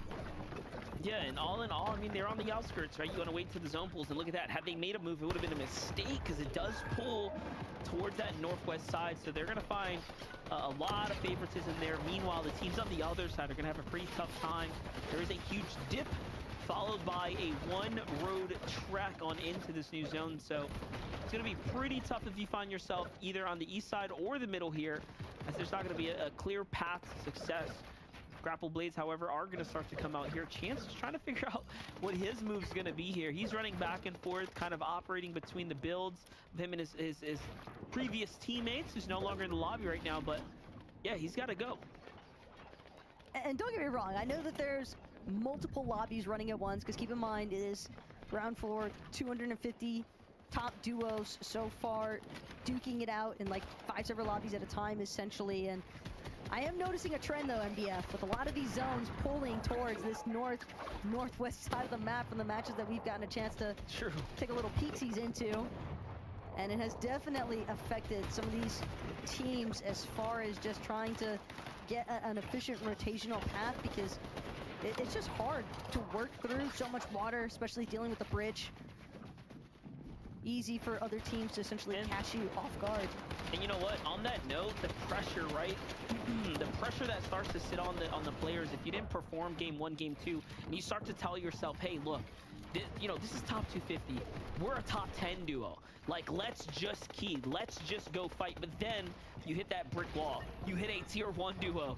You just never really know who you're gonna go against. So it's pretty tough to make the right calls in these types of lobbies. You have to truly commit to your decisions. For Clix and Epic Whales, so far it seems like they've hit the luck of the draw, as they have 6 elims and they're sitting pretty comfortable. But look, Agers and Kanata trying to make a big showing here. They've already banked out. They cashed out 10 elims.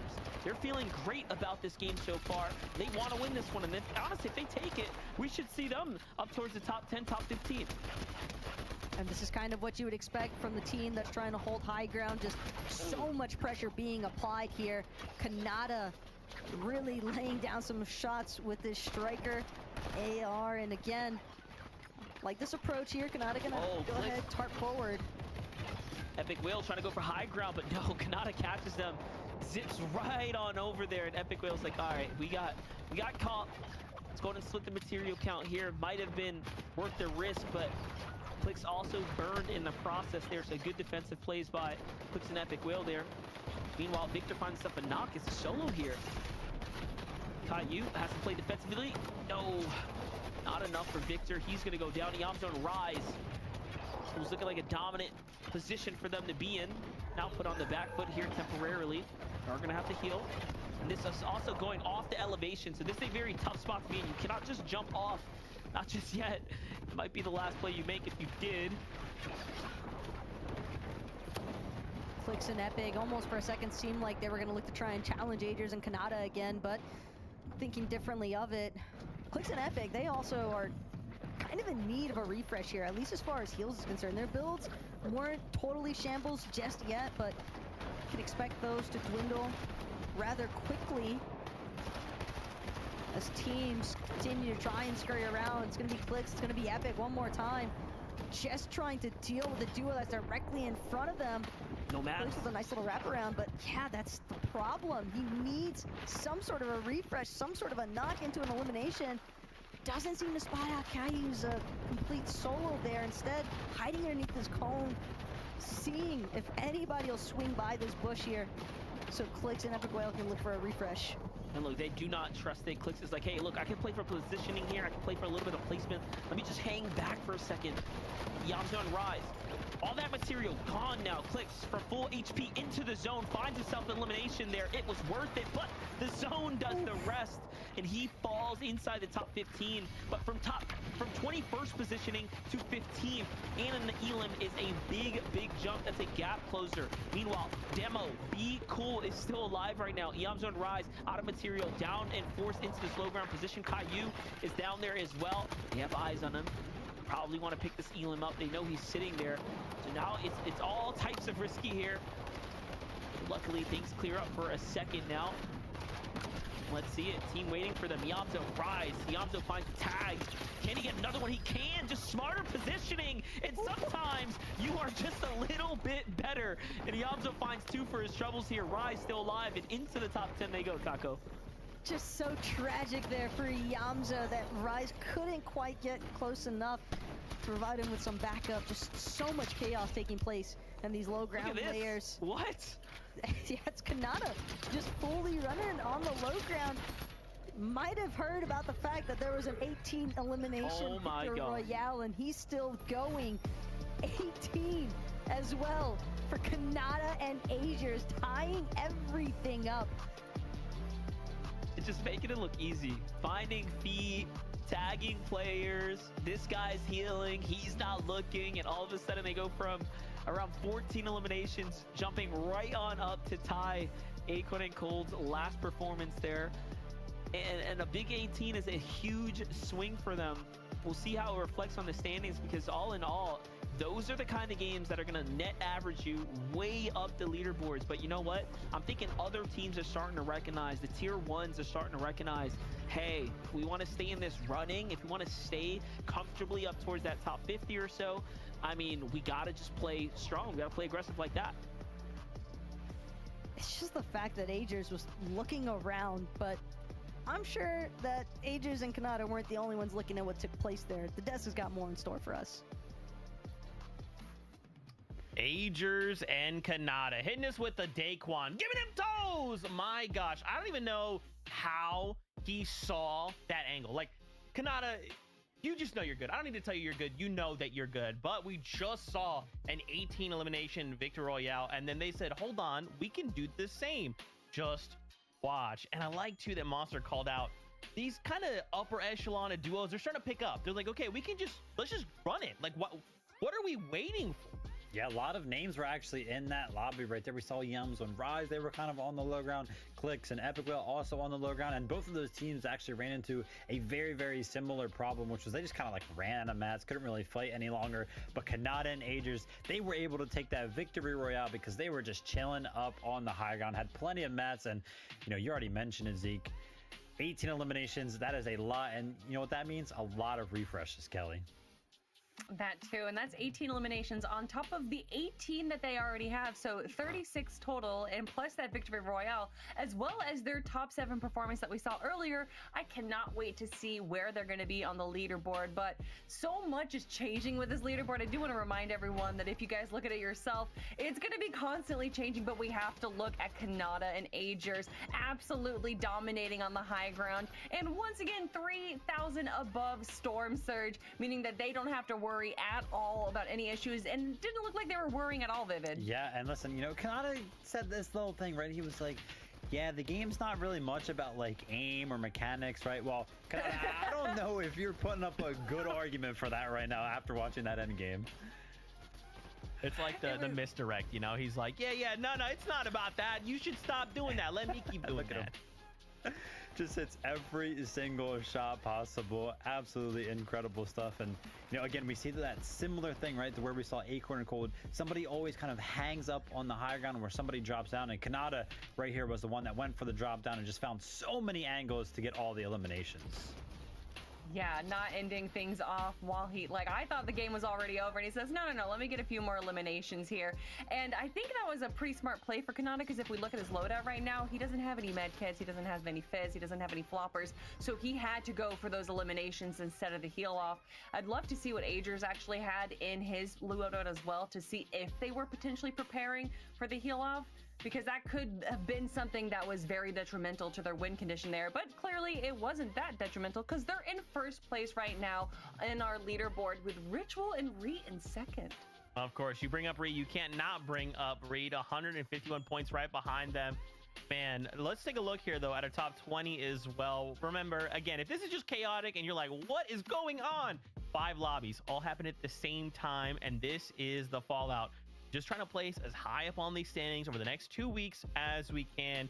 Thoric there paired up with Chris. I'm interested in this, see what that duo is capable of.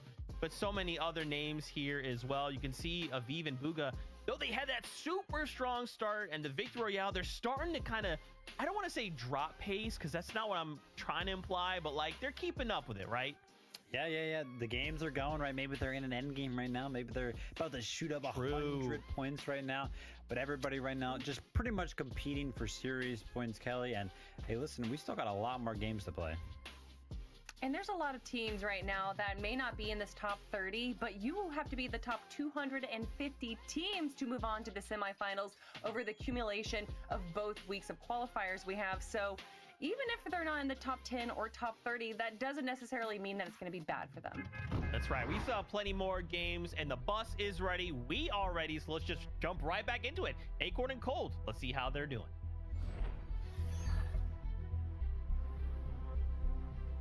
And here we have it. The next match is ready. Acorn and Cold are on once again. What seems to be an aggressive type of time here. They have Dorito and Belmar Yasir in mind, but Cold backside completely open to another duo. Doesn't even care. That duo doesn't want any of the action here. They're playing for a little bit of a center zone. Cold's gonna get punished in the process here. In a bit of a scramble to 180 though to put down a player, and he's got the trade. It's up to Acorn to go in and close the deal here. It's a bit of an even exchange on both sides. Acorn loses Cold in the process. Cold is now officially down and out. Acorn's just gonna go for the full reset here. Dorito thinking if he can play for the pickup, but Acorn's gonna be pretty quick. This is his wall here. That's his wall as well. But he missed the shot. The edit was bad too. And this is dangerous, dangerous territory. It's Crackley, it's Zone who pull on up. Very experienced duo. Crackley, no stranger to competitions, playing a lot of zero build, but people forget this is his roots here. This is where he comes from. This is going to surely put him back into the conversation here. For Zone and team, I mean, they do a lot of damage. Torito's hurt, Taco. Torito is severely hurt right now, but he's not the only one. Acorn being left to fare as a solo here, having watched his duo Cold just get full eland in front of him by Dorito. Dorito as well will meet his match here. Zone and Crackley, they don't want a part of it initially, but once they recognize some of the shots that were taking place, they realized that they had such a great opportunity to not only collect some surge damage, but also just get some great resources, some great refreshes early on. And now Acorn possibly just hoping that he can get the reboot card here for Cold. If he's actually able to get Cold rebooted though, that could be massive, but at the same time, it could leave them in a pretty tough position here as we approach the end game, NDF, because again, they're gonna have to spend time just refarming resources there for Cold. Yeah, I was gonna say, if there's a time to do it, it's pretty much now. As you can see, even Bugha and Aviv are comfortable in the storm right here, trying to buy themselves a little bit of time. And they have options too, right? They have heals here, they have launch pads, rifts. This is so much they can work with right now. Look, Acorn in the right position at the right time to pick up his teammate. In comes Cold. You hear the shots come out though. So Cold already attracting attention from the lobby. But now they are below the surge, so all that damage seems to have been wiped clean. And yes, although they may have 2 eliminations, this might still be a pretty tough spot to fight their way out of. And look, I kind of get it, because when you have an 18 elimination Victory Royale burner, it's hard not to want to just repeat that same key mentality. But Cold, maybe letting a little bit of that hyper aggression get the better end of him, just kind of took those box fights rather recklessly. And Acorn just wasn't able to assist him in the way that he would have wanted to. I mean, it's great that he's back up and running now, but really want to check in with that duo later on to see how they fare in comparison to some of these other teams like Asian Jeff, like Oliver OG, who are kind of just fighting their way through fencing fields. Crash pads and Hen as well. Plenty of tech to play with, but no AR ammunition, so pretty tough spot for Jeff to be in here. He's going to have to back up to Oliver, help Oliver heal up as well. Meanwhile, on the other side, Bugha and Aviv come in late from the storm and get taken out by Tavern and Peace. And just like that, they get put on ice for a second. We were just talking about, they were like pacing, you know, top 15, right? Slipped down to top 16. Now, it's going to put a little bit more pressure on them to perform their cushion being given away. With Jeff, Oliver,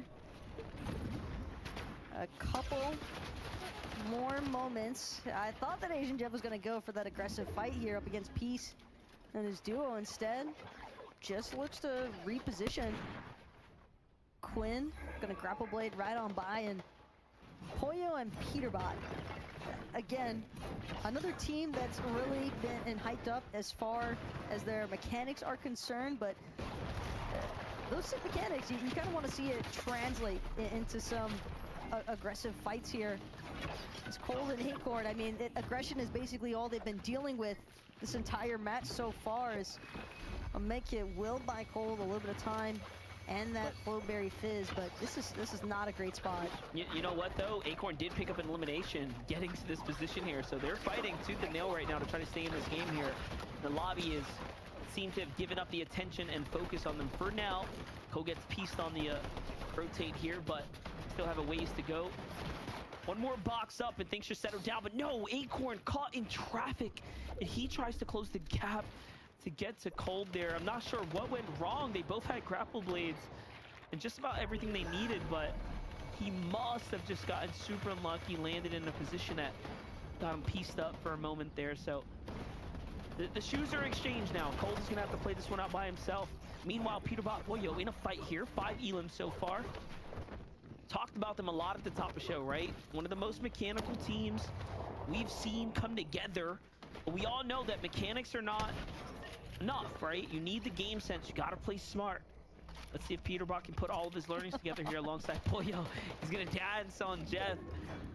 Everyone knows the big spotlight on Jeff nowadays. So big 7 elims right there is going to set Peterbot up. Feeling pretty good right now. I think that's what Peterbot does so well, though. It's not even just, it is a full-on mental game when you are dealing with Peterbot in your lobby. And just like that, he's ready to move on to his next target, but he gets 8 up on that grapple blade rotation.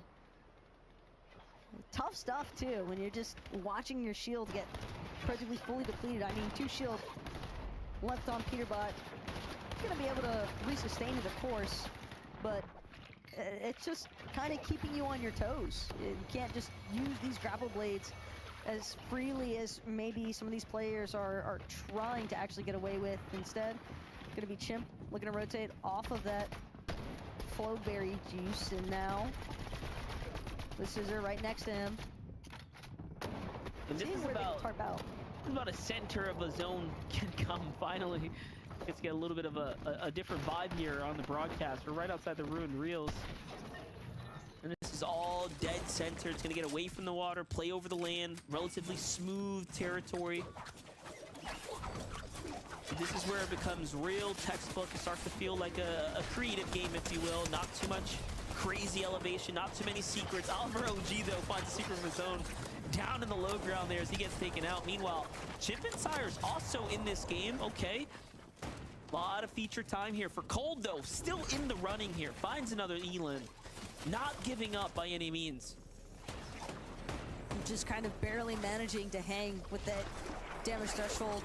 94 above. So Cold looking to pull himself into the front side of zone, but immediate box up. Decent amount of builds as well for a solo here, MDF.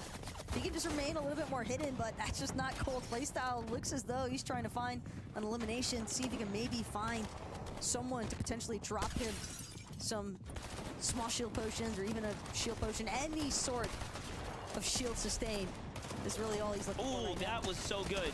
That was so good. Recognizes Lancer, tries to run out the side there, catches him with the cone, and then edits it immediately there. No time wasted. And that's just how deadly Cold can be right here. You let your guard down and you're gonna get sent back to the lobby.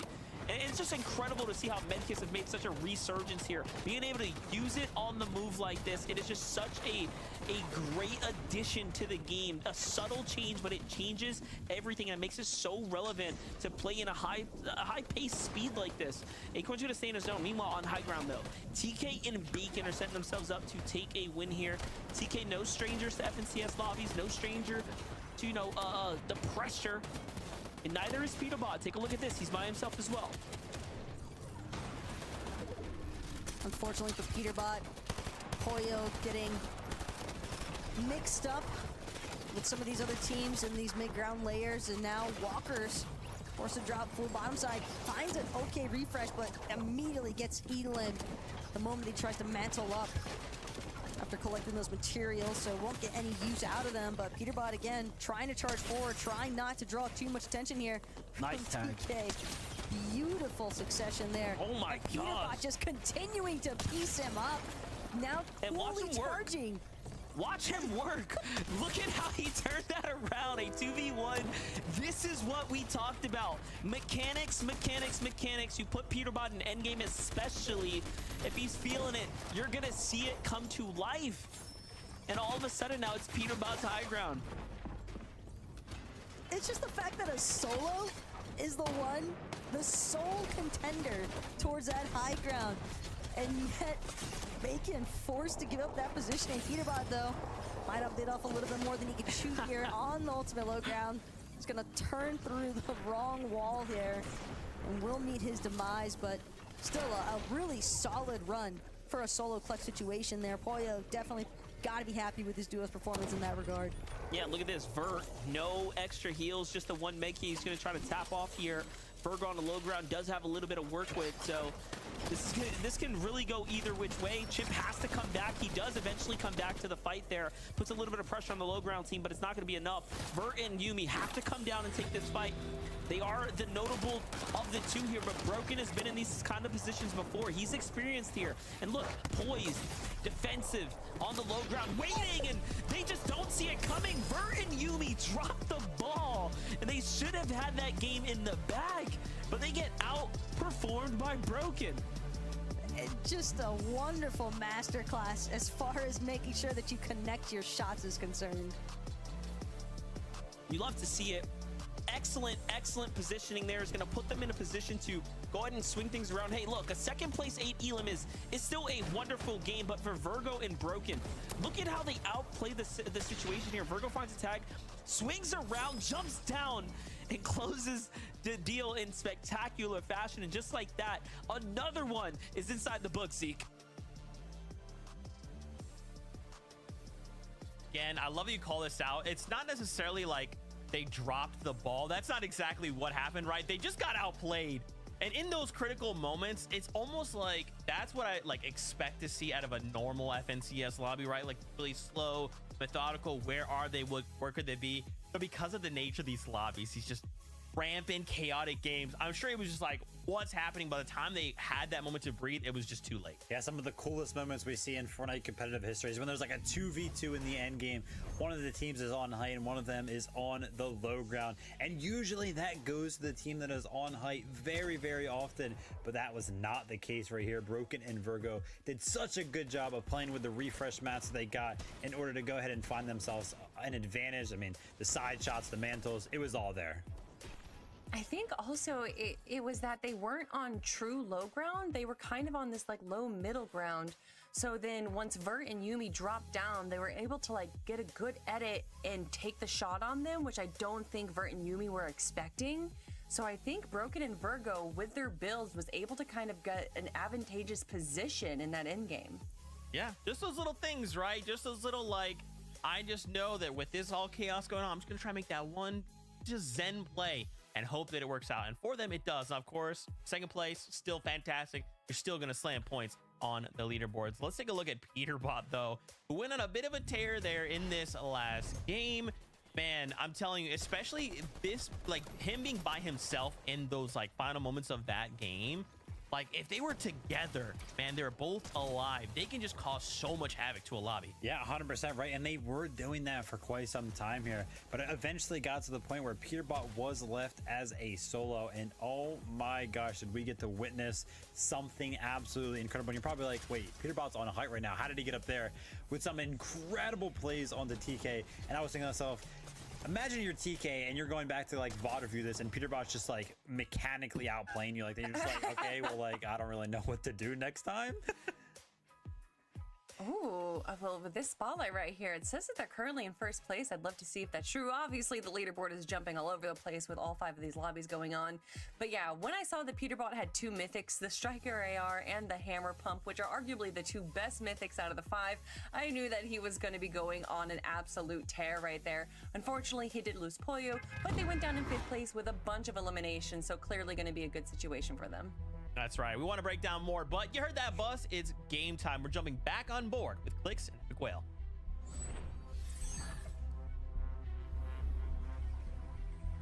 Well, here we have it. We're getting into the late stages of the event, of the qualifier. Games are going to start to really hit that breaking point now. Again, it's a battle for consistency. It's a battle for points here, ultimately. In this lobby, I'm looking at the feed there too. Miro and Cooper have found themselves in this lobby alongside Epic Whale Click, so you can already tell it's going to be a good one. Click's had 3 eliminations again as well here, Taco. So every time we've jumped in, I mean, they've at least had some numbers on the board. I have to imagine that some of those elims probably stemming from the fact that their drop over at Lavish Lair being one of the name POIs that has that mythic weapon, Oscar's Frenzy Auto, on top of Oscar's medallion. You can definitely see why teams would be choosing to try and contest Clicks and Epic for the opportunity to try and get that loot for themselves. But yeah, that's where I'm expecting those 3 elims to have stemmed from. But more on them later on, see how they fare after having left the Rift Island. Seems as though they were able to gather everything that they wanted to for the time being, but Cooper, auto only, just hanging out. My Reckless Railway is not really sold on which direction they want to head first. World's kind of their oyster at this point. Yeah, when you're the global champions, you know, you can decide how you want to do this whole thing. I mean, they're chilling. They're doing pretty good. 3 eliminations, not too bad. They want to play for end games. I think this is where we are. On Surge. Yeah, I do feel like this is where we're gonna see teams start to pace out a little bit differently. We're gonna see teams, of course, try to do their comeback games, but if I had to guess, in the middle of this entire equation, there's gonna be some that decide to ease up a little bit, just try to maintain the lead, not necessarily force anything big. Clicks an Epic inside the top 20 there. Sharkman and Elsa slipped down after kick it off to a hot start alongside Bugha and Aviv, so a little bit of a trend there. We'll see if they can catch that tailwind again. However, we jump back in with Aaron and Chance. They have to make a rotate here, so not completely safe. They're going to give up the team fight instead of sticking around. I like the call here. I like the adjustment to play for zone now. This is smart. Yeah, playing for zone, especially given the circumstances. I mean, how many times have we seen teams just get picked off trying to make some of those later rotations? Even teams with the early rotations, depending on how you're actually utilizing the grapple blade or just your movements in general, seems as though everyone's kind of just keeping an eye out, trying to see if they can place a small edit, look for tags, whichever which way. or even just knock some full E-limbs.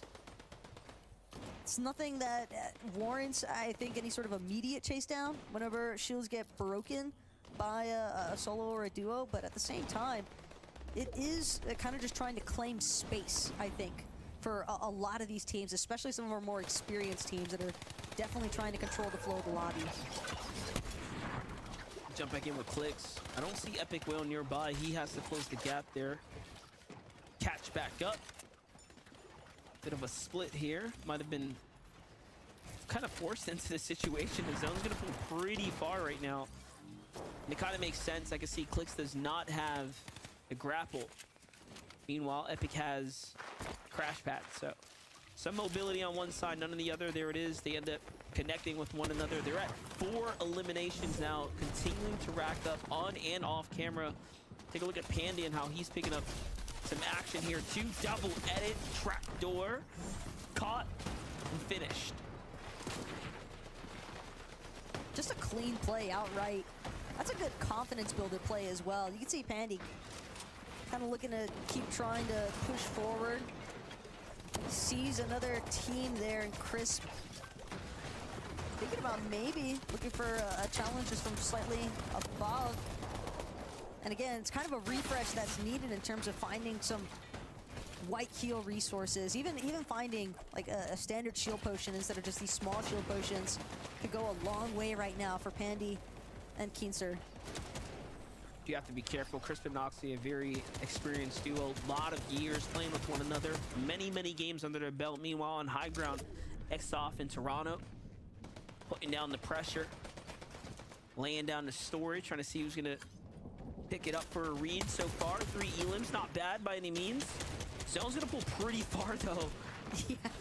And they're going to go for it. Okay, I don't really know how I feel about this, but they're going to commit to build out all the way across here. This is going to be a huge material commitment. We'll tune in with them in just a second. We'll be right back on that one. But first, on the low ground, let's see what Clicks and Epic we're going to do here. Also, eyeing up an opportunity here, and there it is. We called it.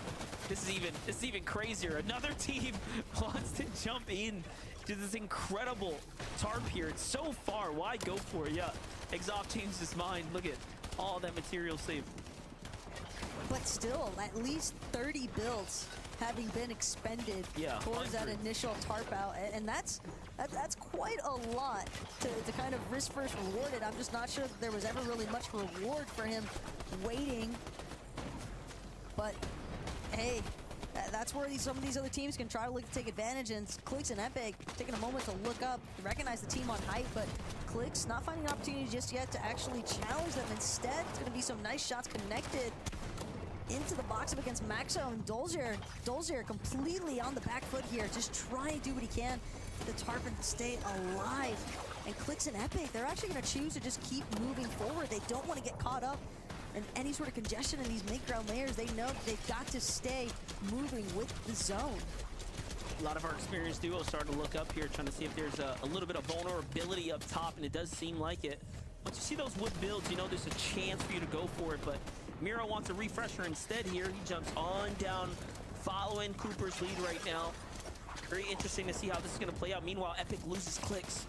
Epic Whale now left by himself here. 50 builds, 40 builds. Just a couple more to work with. Tagged up too.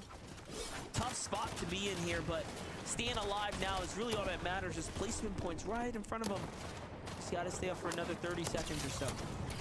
Yeah, but with no builds, he's just got to take his chances. Won't be able to find a successful swing around there. Ziggy with the elimination onto Epic will cut his run short here in this lobby. But Curve and Xanda, we saw them really early on looking to challenge Ziggy on that height take, and they're still holding it. Haven't been chopped out just yet, haven't had another team directly aggress. We've seen some instances from Auto Only and Cooper potentially looking to try and take over, but again, Auto Only Cooper looking to try and make their way up from the secondary height layer. How many builds left though for Auto Only? 6 builds to his name now. Has decent resources though, so might just look to try and brawl out on the low ground, see if they can find a materials refresh that way. I definitely respect it. Miro and Cooper getting active here, cleaning up house down low. A lot of mats to be picked up as well, so this is going to put them right back in the game here. Miro left behind, though. Cooper's going to double back here, try to get a little bit of support going here. Catches one in the mix there on high ground. It was Curve and Xanda. Okay, so the big fight for high ground ends up working out, but this time they are now materialless. Just 4 elims. Miro gives up the high ground again, just playing ultimate low here, trying to rack up elims. It's working so far. He's at a big 7, but this is it. They're starting to gas out now. Cash gets caught. Another one swings around to them, and Miro's probably going to be the player that goes for high ground. You can see him making that decision. He already has the grapple blade here, but the duo comes down together. They also are desperate here. It's an all-or-nothing situation. Curve not looking to play for the high ground. Miro steps up the side, just a little bit more clever, a stronger angle, and Cooper and Miro win the game.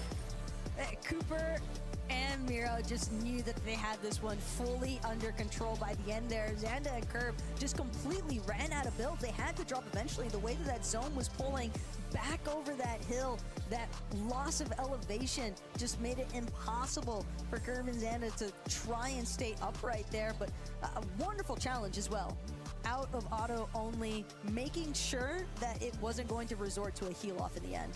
Couldn't come down to an heal off, not when they didn't have any, you know, grapple blades to work with. The Fear boys were forced into a fight right here, but Miro, he reacted sooner before they made the move. He just probably sensed it coming and had a stronger angle, and just like that, they end up closing out with a 10 elimination win. Our global champions put up some big numbers there. Absolutely. Cooper, Miro, y'all did not for real just do that. That was like how to perform a pincer attack 101. Like, that could not have gone any better. Wow. And this is actually something I kind of wanted to bring up with you guys. Like, as much as I'm enjoying this super fast-paced lobby kind of action, there is still that moment where, like, hey, you know, you kind of have to, when you get into these types of situations, you got to fall back on what you're used to, right? Like, you could just go all in and go, we're going for the win, you know, this and that. But for them, they just stop for just one moment. They're like, hey, we can win this game. We just got to do what we know we have to do. Let's execute. And it was just beautifully done. Yeah, I love Fortnite sometimes, right? Because, you know, we ended up with a 2v2 at the end of this game, but each side of those two, each side of that duo right there in that 2v2, how they actually got into that position just looked completely different. We had Xanda and Curve up on the high ground, right? They were kind of just chilling, not really going for many fights, just kind of like spraying everybody down. And then there's just Cooper and Miro on the low ground for like 2 complete zones the entire time. They're just like building and box fighting, finding refreshes, and just continuing that pace throughout. And it's just so cool to see. That's how they actually ended up finding 10 of those eliminations and the playbook right there, right? There's so much stuff that they know that they can do in those moments to win that game. Miro was so smart throughout that entire end game. You could see and you would hear MDF talk about it, how he's trying to take high ground but then backing off. He was really just kind of poking, learning from his opponents, seeing what they're doing and seeing how they react. And then once it finally came down to the 2v2, he runs back. And for a moment I thought maybe he's going to go look for the heals. But no, you said it, Zeke, that pincer move that he did where he made sure that the angles were exactly perfect and able to get those shots off. What a brilliant play from Miro. Just executing on all cylinders, right? Like, they are still aware we are global champions, and at every moment, anytime you see us, we will be performing at that level. Let's take a look at the standings. How are things kind of going with all these lobbies all happening at the same time? What's unfolding? Well, sitting at the top, we've got Baka and Pars with 207 points, but look, just not that far below. Peterbot, Poyo, Agers, Kanada, Yumi, Vert, just how this continues to change moment to moment. Guys, this is next level. Looking extremely stacked for sure. Let's not forget, you know, after this actually closes out today, and by the way, on the day, we're only about halfway through, so still have a lot of games left to play. Still fighting for those series point leaderboards, which will be in culmination with next weekend, the next qualifier as well. So if you're not doing too hot, or if you're doing good, you still got to perform next weekend.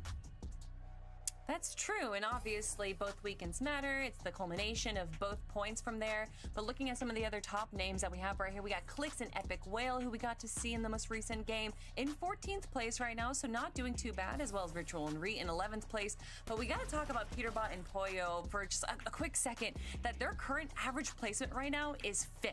A lot of teams have already played 5, even 6 games, but they've only played 3, and they've gotten top 6 every single time. But now focusing back on Clix and Epic Whale. Yeah, listen, a couple of snipes coming out there, Zeke, right? We've been jumping to so many of these end games very, very quickly that, you know, we're kind of skipping out on the early and the mid game. We haven't seen too many snipes throughout the day so far. That's going to be the first 2 that I think I've seen.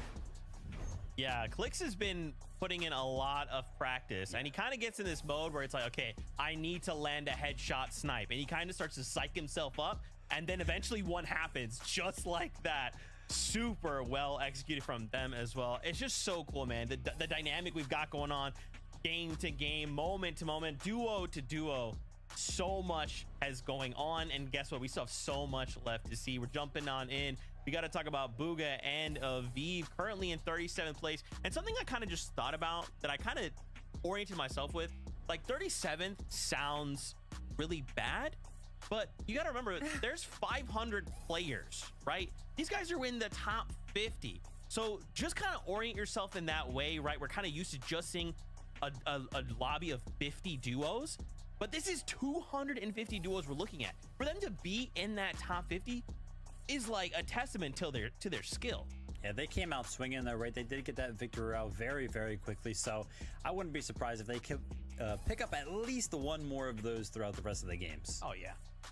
There is a little bit concerned though, because besides that first game that they have been dropping down like kind of early, around 30th place as their last 2 games been. However, even in 30th place, they're able to get 13 eliminations. So it seems to be just kind of one play or another that's kind of throwing them for a loop, but the aggression and the play style is still there. Yeah, I like that, you know, and of course this aggressive playstyle, I mean, it seems to be working, right? Some duos just saying, look, we just got to gun it. We just got to go for it, go all in. And for some duos, it's working, right? But for the ones that aren't, like, what's happening? What's that wall that's just preventing them from kind of getting these eliminations, making these top 5s? Well, I mean, it could just be a matter of, right, when you're playing aggressive in these types of lobbies, maybe you're getting used to kind of fighting some people who maybe aren't necessarily used to an FNCS lobby, some less experienced players, and then maybe they just kind of run into somebody who's like a Peterbot and a Poyo, and they're like, oh, yeah, maybe we shouldn't necessarily do that all the time.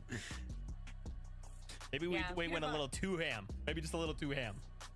I mean, we've even seen our top teams like Acorn and Cold struggle going down and having to be rebooted and then still going down after that. I think that what we said at the start of the show is that this is going to be very unpredictable. They don't know how those rotations are going to work out. They don't know how those zones are going to be facing and who they're going to be running into. Whereas before, they would kind of learn how their opponents that are near them play, and now they don't have that safety. Yeah, I'm kind of curious as to, like, I hope in the future we can get like an interview with some of our players and just ask them, what did you think about these first 2 weeks, right? Did you learn anything from kind of this different playstyle than you're maybe used to playing? Because I feel like for me, it's kind of helping me see, like, when a duo that we know to be good is put in these situations where, like, you don't really have anything, or maybe you come around, you open a wall, and then suddenly there's 2 separate duos that normally wouldn't be there. How are they reacting? What are they doing to then say, okay, I have to reassess in one moment and then make the right call?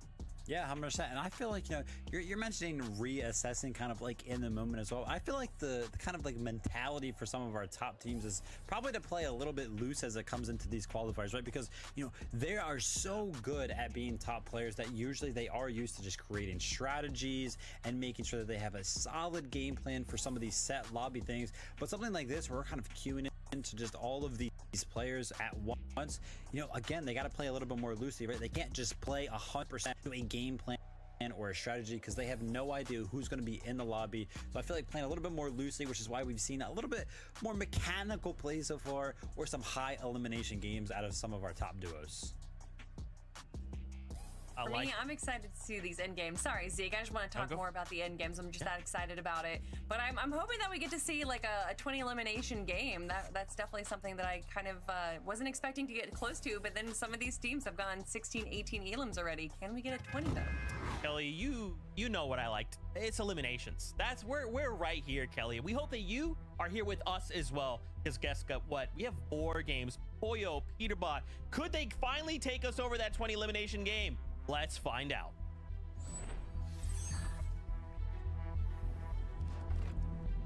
But we'll just have to see, because Peterbot was treating those that last showcase as if he was in a creative match, the way he was building and flexing as a solo in the end game. But honestly, it just goes to show that this team has got what it takes to perform at the top of the top. You put them in a, you know, a 250 of the best, doesn't matter. They're up there somewhere in the upper echelon. And look, 6 eliminations once again as we're tuned in here. So every game seems to be trending in their direction. I mean, their lowest elim match today was in their first game with a 4th place finish, 8 elims. Everything after that, it's just been all top 10 finishes for starters from Pollo and Peterbot in the lobbies they participated in so far. And with 6 elims, again, already being accrued in this match, Monster, I can expect that Peterbot and Pollo, they're not just playing for elims either. I mean, this placement so far, especially for it not being set lobbies, to be this consistent, that's what you kind of expect and ask for from some of these veteran players. And Peterbot and Pollo, they're certainly delivering on more than just mechanics here.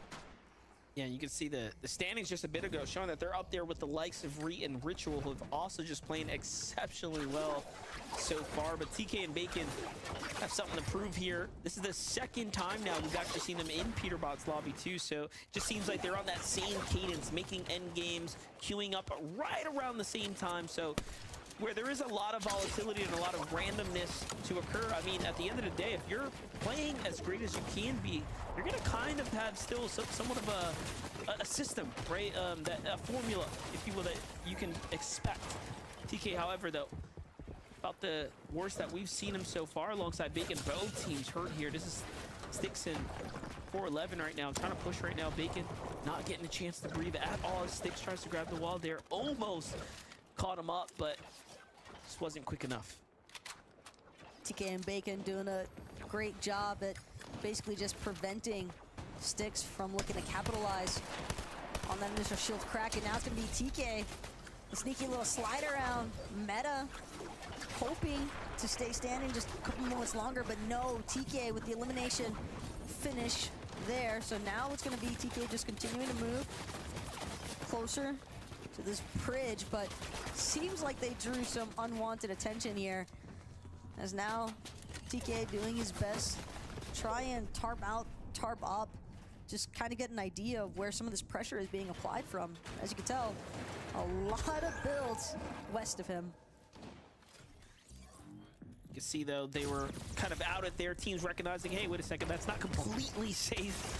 The shot's not to come in. Meanwhile, Team Moose, Hoop here on the pressure. Team below them, though, in the tarp. I wonder, did they know Champo was there with Decay? They're at 3 elims now as they pull this team on down into their territory, and already clean set of elims there. Okay, so the full refresh is in. The verdict has been cast. Coop doesn't want anything to do with this team. He's like, all right, you guys got it.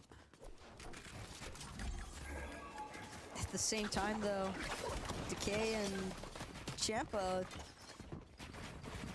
don't seem all that interested in trying to actually go for a full punish on that solo instead. Decay recognizing a little bit too much pressure being applied from Yumi and Vert.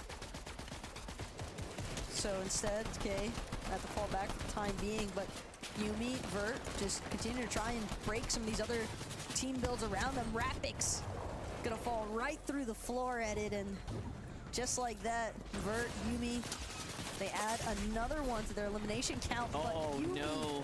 immediately blown up for it from above. And that's part of the problem of playing on low ground. If you don't have that edit above you quick enough, I mean, it's just like open season for the high ground teams. Yeah, the sad part, he was trying to recycle that crash pad junior there, but just a bad call. Bad play there. Should have kept somewhat of a ramp overhead, but he did not put it down in time and gets punished for it. Peterbot, Pollo, team that we tuned in with to start. The train, though, is coming through to put it there. but it's influence here onto the lobby. Luckily, there is, of course, the builds holding on the edge there, but just pure destruction, you know, just Fortnite things happening on the low ground. It might have worked out in Peterbot and Pollo's favor, though. Just having some of those builds broken up, disorienting some of the teams that are on that mid-ground section. And now Peterbot, Grapple Blade forward, just continuing to build up, maintain height. He's got the metal cones placed in the great positions. Vorks and other players that are trying to see where they can jump around, Grapple Blade around. But again, this high ground terrorizing that's taken place from Pollo and Peterbot, it is just causing so much restriction for teams that are in this secondary high, mid-ground, even the low ground layers. And again, that's just what you would expect from an experienced team playing the high ground. They're just not going to give any sort of leeway to everyone else scurrying underneath. Beautiful shot, though, from Vert, getting that immediate elimination onto Blink, but doesn't get an opportunity to look for any sort of material refresh. Kind of tell that Blink just didn't have much to work with. Not to mention he's by himself with a snipe from above from Pollo. Doesn't drop the moment to take advantage there and find himself an elim there. Vert almost had a big opportunity there to break towards the placement points. Meanwhile, TK falls to the zone as well. So Veteran starting to get eliminated here, taking out the lobby. This is going to give Peterbot and Pollo a lot of runway to work with here. So for everyone else, it's about putting up your chance, getting in and trying to make this this an opportunity for yourself. Chimp and Sires in another round here as well. So far, so good. Another end game for Chimp. 4 elims as well. The zone's going to do its damage, though. It does seem like Chimp gets caught on the edge of the zone there by Poppin, so pretty bad spot to find himself in. All in all, though, 20 players condensed on this final zone here. Very, very tough spot to play off of. Just look at Sires, though. Huge. Wow. Back-to-back pump action. Now that's going to be just enough of a refresh to keep Sires tarping forward. Down to only 2 builds yet again, though, but still just a massive clutch finding that double elimination. Just doesn't seem like that duo had any idea he was pulling up right behind them, but one duo that's been on top of the lobby the entirety of this match so far and just continuing their reign of terror. It's Peterbot with another easy elimination there onto Poppin. Pollo following suit. 10 for Peterbot, 7 for Pollo. We were asking for 20 and they might just deliver. I mean, we talked about this. Peterbot just does not respect the lobby. He saw that there were 20 players alive. Most people would wait. He comes down. He gives up his strong positioning to get into the mix here. He was getting bored up there with nothing to do. And down he comes, and it might just cost him, but no.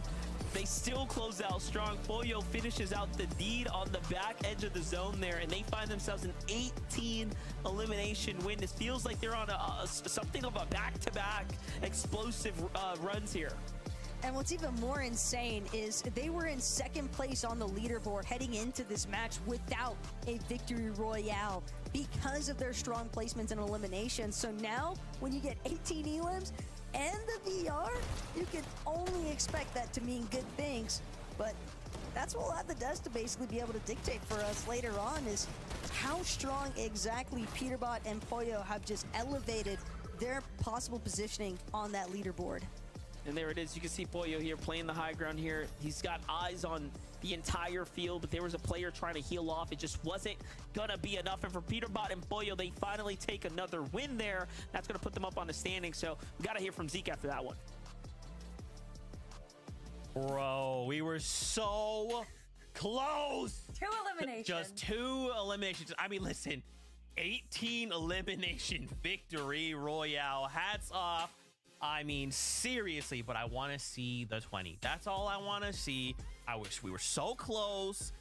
You know what? Still, Vivid, of course, we had to congratulate them. Peterbot, Pollo, just a huge game here on the day. Yeah, I feel like this will probably be like my 7th or like 8th time talking about how good Peterbot and Poyo are already today. But you know what? Heck, let's just do it again. Peterbot and Poyo, they're up on the higher ground and yet another game. And somehow they go into these end games with so many eliminations already, right? So that's kind of helping them in that regard and getting so many eliminations when these games actually close out. But we just saw the same thing again, right? We keep seeing some of these top teams do this where one of the players on the duo kind of stays up on the high ground, applies some of the pressure, and another one drops down and plays box to box. And I mean, if you got Peterbot on your box, taking some pieces, I mean, it's just not going to go well for you.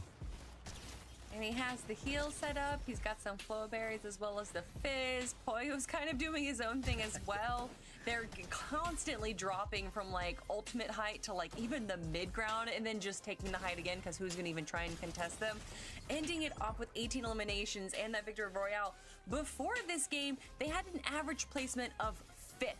So I can't even imagine now, I can't do the math, I'm not that smart, what they're gonna be. And of course, in first place with a 60-point lead, Vivid. Oh my god. Yeah, Zeke, they have 49 elims right now. That's almost 50 already.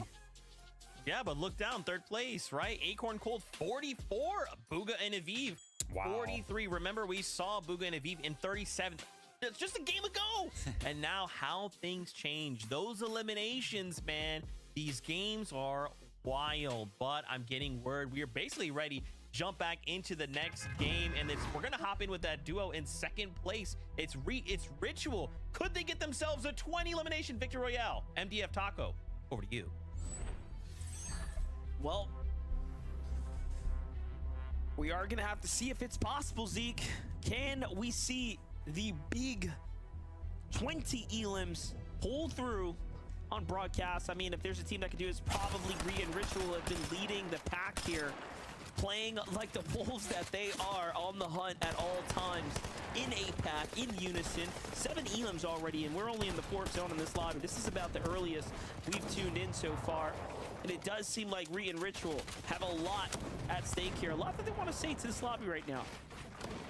Yeah, it looks like they're trying to make that count. 9 eliminations. And right now, they've definitely got Patek on the run.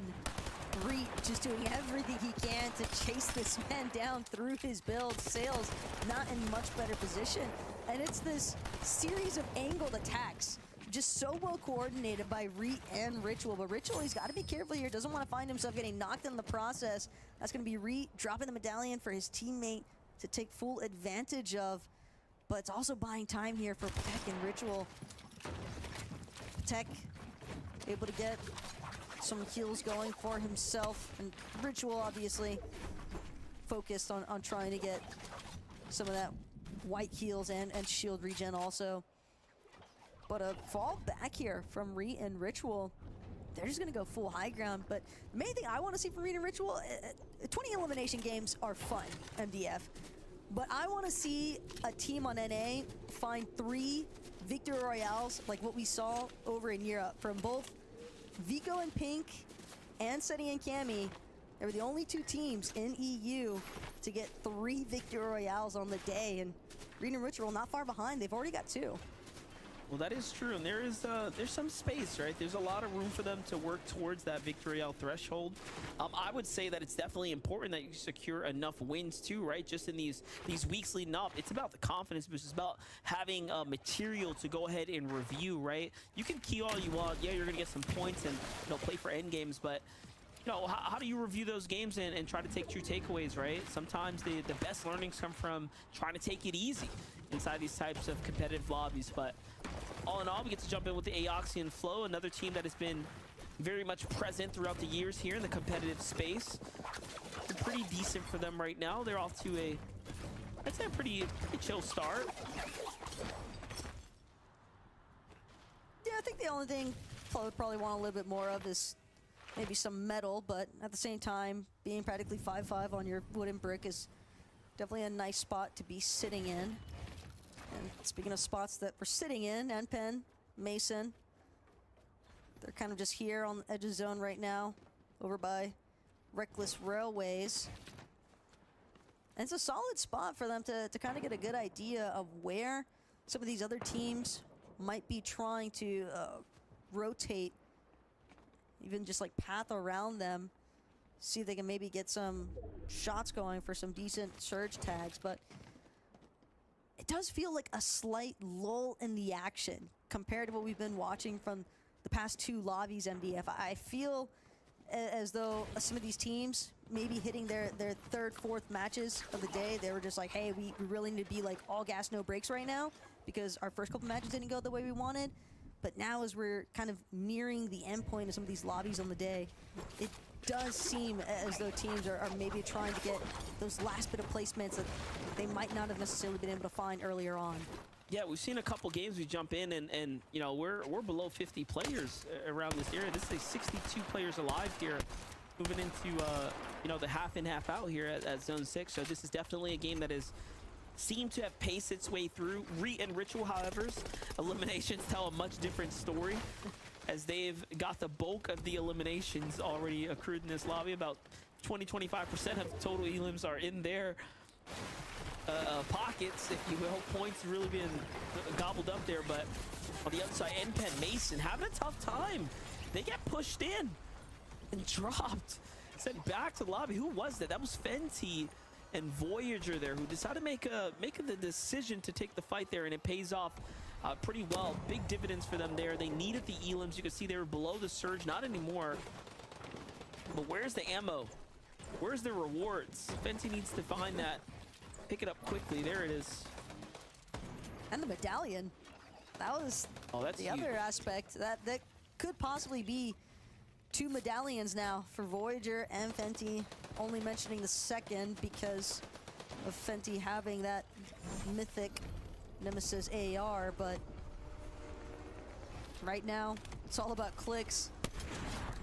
He's got that Reaper in tow, and Clicks is doing what he does best at times, just the nastiest Reaper sniper shots you could imagine. Just clean with it. Very nicely done. 290, by the way. Don't forget that. Doesn't matter if it has a scope or not. It hits. It's going to hit every single time if you get that headshot. Let's take a look at Reed and Ritual, though. Putting the gas back, the pedal back to the metal here for a second there. Trying to decide if whether or not they're going to take out high ground here. Instead of hitting a bit of a reset. Reed has to be careful, though. He did leave that build completely open here. Might be a point of vulnerability. But just look at this problem to have, though. There's just so much good loot, and it's all stemming off the back of this immediate rundown by Reed and Ritual onto Josh and Clover. Just did not give this duo any sort of opportunity to recover. That immediate collapse, netting them some awesome materials and resources. I mean, they have to basically decide, do we want like 3 or 4 shield potions or just to carry this 4-berry fizz? And I think a lot of times more is definitely better in these kinds of lobbies. 98 above the threshold now, though. Rise and Iamzo here looking to cook. Got some feet inside there on the Caesars. Demo be cool. He's trying to hold the match there for his teammate there. Caesar and Demo, man. Not the toes, man. Bit of a rough time, yeah. Feet a little sore there. He's gonna need a seat for a second. Zone 7 about to come to a close, and there's still players out on the outer zone. Meanwhile, things are cooking up on the other side here. Clicks and Epic Whale will make a very comfortable positioning here. Clicks, sniper in hand. We know what's gonna happen this time. The scopes are out, and another 290 and a full-on key to take the positioning there. Take advantage of what's going on, man. Clicks is just that guy. Yeah, he seems like he's really found a nice rhythm with that Reaper sniper this match. And again, Clicks, Epic, they definitely love Lavish Lair. See Clicks almost every single game. I'm pretty confident that he's gone for Oscar's Frenzy Auto. Seems to really love this shotgun. And honestly, in total, MDF, I do think that the Frenzy Auto can go a little bit crazy, maybe a little bit crazier as far as like a set lobby is concerned, like in Grands, in comparison to this more like open layout style where, again, nothing is set, so you're kind of just mix and matching who you're going up against and how effectively you can kind of angle your aggression. But as long as Clix and Epic are able to run things at Lavish Lair, I'm sure that they're more than happy to take any sort of contest at that POI. I mean, listen, Cooper's duo's name says it all. Auto only. LOL. All right, he's in, he's invested, he's feeling it, man. And he's shown us, everyone's really shown us the power, especially when you have the accuracy. But take a look here. This is Me Too and Shanye getting busy right now. Already at 4 eliminations. Actually pretty good as far as their situation is concerned. Decent material count, nice little angle here to pick and choose on some battles. But all in all, things are going to slow down right now. This team's just trying to wait for the next zone to reveal itself. Ritual and Reet, however, have not stopped pushing through. They have nothing to lose. They're already at the top. They have more than enough points accrued this weekend to likely take them through to week 3. We'll see how it pans out. But with a performance like this, you know, it's gonna give them a lot of room to work with, right? Pressure's off. It's especially the materials that I'm keeping note of there for Reet and Ritual. And when you are so far along in terms of eliminations acquired, Ritual and Reet, they don't even have to keep challenging in these boxes if they don't want to. They can focus entirely on positioning, but they're definitely going to have to keep an eye out here because it's Yamzo and it's Rise on the high ground. Clix and Epic will try to say hello, but it's just going to be a quick little drive-by and a quick little reset there for Clix and Epic as they're now across the way from where Yamzo and Rise were just at, and you can see the rest of the lobby. Clix trying to break out some of those older builds, and now it's actually Clix and Epic with a successful challenge for the high ground because they seem to be fully in control here. Yeah, it definitely works out. They slide across, they put some shots down, the team left in a scramble, and they're like, dude, what just happened? 2 teams try to push us, give up the positioning, and that's how it all ends up trading out. Down low, though, the story of Ritual and Reet continue. 10 elims here, keeping up the pace. This average elimination, you know, consistency and placement that they've managed to put together has clearly put them up at the top of the standings for a reason. And we're just seeing the start, man. We've really seen this new, you know, Reet start to evolve here. And this could be his time. This could be a season right now. He's continued to grow and develop as a player. Meanwhile, we look away for a second and Ritual finds an elimination there. Sometimes you gotta break apart to come back even stronger together, and that's definitely looking like the case here for Reet and Ritual as they continue trying to break through some of these pre-existing secondary height builds. Don't know if Ritual and Reet feel all that comfortable trying to go for the immediate attack onto the high ground up against Clix and Epic, maybe waiting for them to expend a little bit more of their builds. Reet and Ritual, they seem very confident right now, tarping through these mid to low ground layers. Yamzo and Rise split momentarily, but still sticking close enough that Yamzo can look for a follow-up with Rise if need be. I respect it. Ritual Reet here. Also continuing the aggression, continuing the hustle here.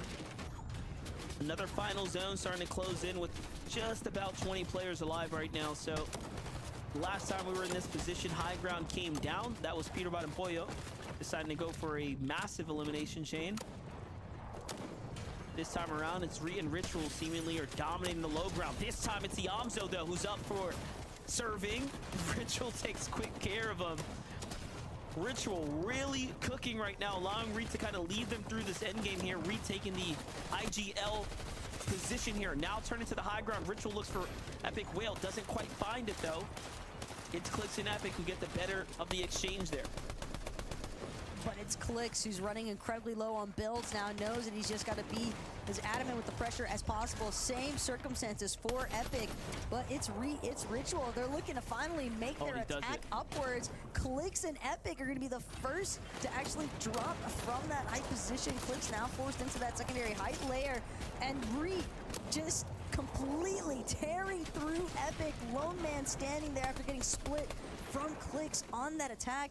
Clix did have a chance to try and regenerate some of those shields. has that Fizzberry, but he sees again, the the knock. Berry Fizz is crazy. Epic gets the knock, so he does make the call out there. Click starts to make the play there, but Reet with the wall block. It's going to give him the time to go in and pop the heal here. Did Clicks have enough time to set up and possibly start healing? Does not look like it. He goes down. It's going to be Arsenic versus Reet here on the heal off. And so far, Arsenic definitely has the lead, as he's still got a little bit of the flow to work with here and some material potentially to work with on the low ground unless Reet can find something. But all in all, it's going to come down to the wire. Wait a second, Arsenic doesn't go for the heal. Instead, he tries to find new heals, and Reet ends up winning. Just like that, he had the edge. It just didn't seem like Arsenic knew where exactly he was sticking around at, but I do respect the attempt there. Kind of recognize the fact, hey, I'm completely out. That was my last med kit, so now just a dead-ditch effort, try and make it somewhere new. Just did not work out in his favor there up against Reet.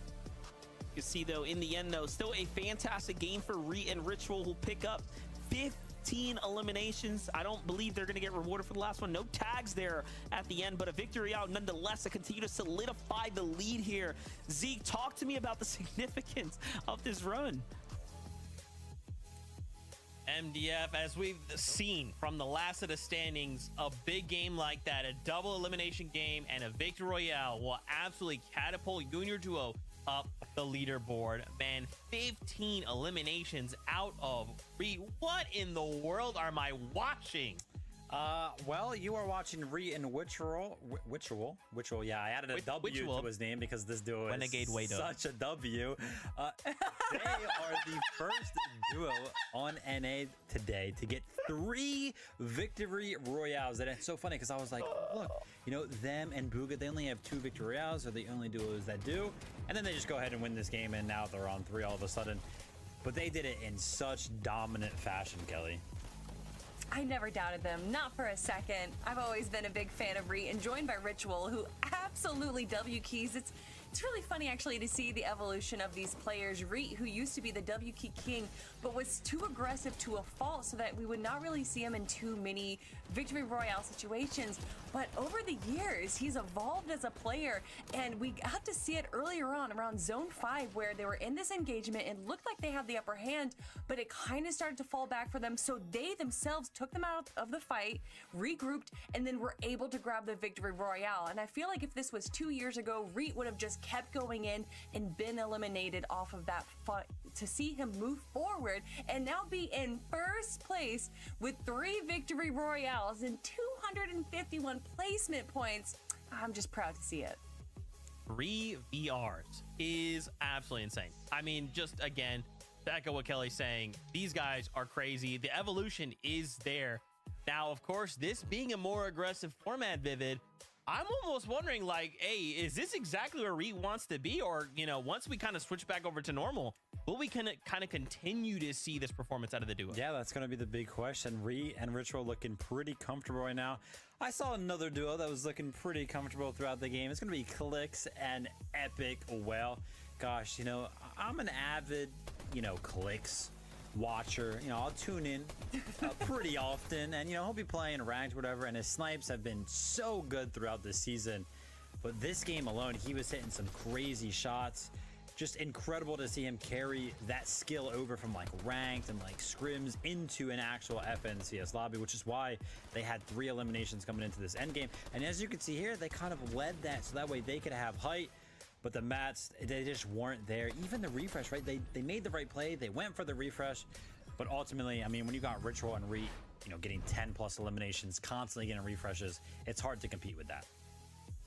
Yeah, Clicks and Epic Will held that high ground for a lot of zones, but unfortunately just got sneaked out by Ritual and Reet, and even able to take down Ritual. So it came down to 1v1, but we saw how that ended up.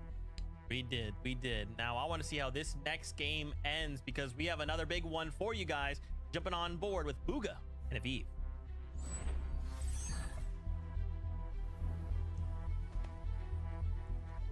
The legend himself is here, Booga and Aviv. This time in just a great position here on the edge of the zone right now. The last time we saw them, they were deep in the storm, trying a strategy that didn't seem to work out for them. So now taking their learnings and saying, all right, let's get in position sooner. It's looking good for them right now. But again, Bugha and Aviv, we just talked about the fact that Reed and Ritual are going to be NA's first team to collect 3 Victor Royales, matching that of what we saw from Europe today. But on that pacing, maybe it'll be Bugha and Aviv that can also be the second team from NA to collect 3 Victor Royales here in this 4th round. But it's definitely not going to be an easy lobby to do that in, especially when you see the likes of Cold and Acorn lurking nearby with 11 elims already in tow. That is just insanity coming out of Cold and Acorn. These guys love their double-digit elimination games, and it's almost like Cold will kind of just test the waters, and he's kind of just gauging, okay, how much can I actually key in a lobby? And when the man is already rocking 8 elims, still feeling confident enough to go for a 9th, just completely tagging Virgo, finishing off what Acorn had started, not even letting that man grapple blade forward. It's just impressive tracking on Cold's end, and again, just an absurd amount of eliminations this early on. Look at Dukes and Threats here, though. I wonder, where are they in the standings all in all? Taco, you should give us a quick search here. I know we wanted to highlight them, wanted to put them under the spotlight as a team to look out for in this type of lobby. We would think they perform pretty well. Duke, again, no stranger to taking fights, and honestly coming out on the better side of it. Does seem to favor his playstyle, but Jumbo and Asian Jeff and Oliver OG also finding their strides of success here.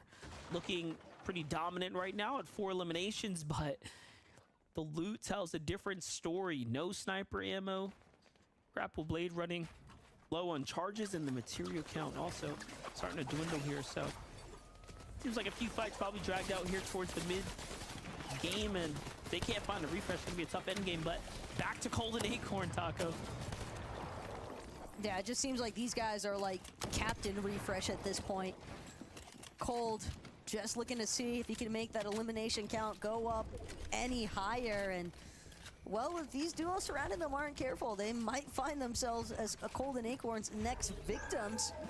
Well, while we have Cold kind of sitting nearby, just to touch base on that Dukes and Threats, they were in 29th, so still in top 30, all things considered.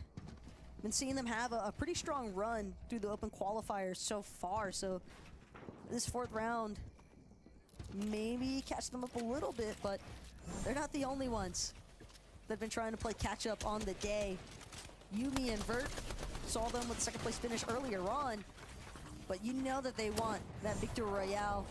Really clean knock there from Yumi as well, just an excellent punish. And that's the dangers of also trying to take those over peaks. You stick your head out a little bit too long, someone's bound to take advantage of it. Right off the edge they go into the new zone here, so the refresh picked up, puts them in a position here, but they're not the most comfortable. Teams nearby, this would be a great fight for them to finish up if they can close in on it. Shots coming from up above, they're tagging from down low. Here comes the counter push. All in all, though, still in control of this entire situation here. 19 below the surge, though, now, so you can see why they're trying to force the issue right now. Options in front of him. TK here to the side. Haji and Flexi off to the left. No easy decisions, no easy pickups. These are both experienced players. It's almost like you don't want to get too desperate, because if you start to panic breakthrough builds, other teams can tell. They can notice when a team is being way too aggressive with trying to break through some of their builds. You just know, okay, those guys are definitely below the damage threshold. We just need to sit tight. And Yumi, shield crack can definitely be heard by anybody that's close by. You can kind of tell with Chicken-Itza sort of just like looking around, looking upwards. Again, hearing these shields get broken by that surge damage. Still 32 below here, and now Yumi, Vert, with only one small shield potion having been forcibly expended here. The shield potion itself is going to be utilized as well, but just so much sustain being lost right now for Yumi and Vert in order just to try and stay alive, and that number is only increasing as far as that damage threshold is concerned. They are still well below where they need to be, having jumped from just double digits to now triples, 236 below. And the fact they're still trying to grapple blade forward, still trying to find positioning, but Vert just getting pieced up down below, went one layer too far.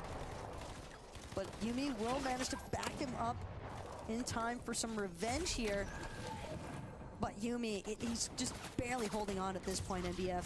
Yeah, it was unfortunate. Had he not gotten tagged there and he still had the shields, he would have actually been in a pretty okay situation to bounce back. I do respect the awareness to, you know, realize, hey, look, there's only 3 players, right? We're just, you know, a duo of 3 players, though, that just have to fall. They try to go and, you know, heal their way through it. And to some degree, it works out, but you could see in the end, though, it was the one fight that didn't go their way. On the other side, though, Cold left by himself once again here. Doesn't seem to be a trend. And also still leading with eliminations. Also just trending the way we've kind of seen him play today in general. So Cold really has found his mark today, man. All in all, he's been playing very, very well, consistent on the day, and Acorn's got to be happy that he's got himself a solid duo in Cold right now, but more importantly, a Cold that's fired up. Just look at him go right here. Jay Baya is going to go down. Another elimination falls to the hands of Cold here. He picks up the match this time, not leaving those behind, and he gets rewarded. That's going to be a lot of shield here. Meanwhile, Bacon and TK also getting active. But Bacon immediately turns the wrong corner, gets taken out just like that. Now it's going to be TK left to try and solo clutch, breaks down the ramp for a moment, and just in the nick of time, we'll find Nike doesn't get a chance to pick it up though. No, he's going to be just outside.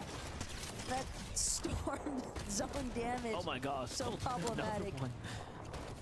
This is a masterclass by Cold as far as how to collect eliminations is concerned. It's just too easy. Too easy for him right now. This lobby, not up to snuff for Cold by any means. You got Duke and Threats on high ground. You have Booga on the backside of zone, but Cold's like, listen, I don't care about none of that. He still walks out of there with 13 eliminations before finally falling here. Meanwhile, Viva and Booga, one of the few duos still in the running right now. A lot of solos in the mix here. Duke and Threat start to work their way down, inching his way across here. Duke is out of material now. Does have to be careful, still under the effects of the flow barrier there. You can see him bouncing around. Aviv and Booga start to turn their focus up top, box the player up. Don't even go for the edit, though. They let the zone cook him for a second before getting the finish, it seems like. And this is a tough spot to be in for Aviv. He wants to fight, but he doesn't want to over push it because he does have all these medkits. He knows that a second place at least is available here. Finally now, Duke and Threat start to come down here. Win condition not available. They go for the fight. Booga gets traded out, and it will be a one-on-one. Aviv waiting here, trying to heal up. Threats is going to fall. Mind you, there is no siphon. It will come down to the final push. Aviv does have more medkits, however. Duke knows what wall he's in, and he goes right in for it. One tag, but no, it's Aviv who gets it in the end there. And what a finish as well. The fact that it comes down to Booga and Aviv. Booga essentially going up against 2 players that he's teamed with in the past, but I mean, at the same time, Aviv just doing a great job at staying inside that cone. Knew that he was safe from the likes of Dukes and Threats, but a solid attempt nonetheless from Dukes and Threats on that one. I just want to say also the game sense, right? To keep cool for Aviv, like just knowing like, dude, you got to shoot this you know, wall like 12 times before it's gonna break. Like, look, he just waits it out. Like he knows how long, how sturdy it is, and the damage it's gonna take to get through it. So Aviv and Booga wrap that one up, and that's gonna jump them right back into the conversation, Zeke. You know, Monster, at this point, I gotta ask myself, did they ever leave the conversation, right? I mean, obviously, we had eyes on Booga, we had eyes on Aviv, and what I love about this moment is that Booga goes down, right? It's all on the shoulders of Aviv. And what better way to say, Booga, you made the right choice in duoing with me than closing out that game and getting themselves the victory royale. Aviv, I like it. You put a period on it, that's what I'm here to see. I love that from Aviv. You know, this got to a point where, yeah, Bugha and Aviv were both alive. They could have went into a 2v2 situation, picked up another elimination. But if you look at Aviv's HP throughout this endgame, you can see that he's near 100, right?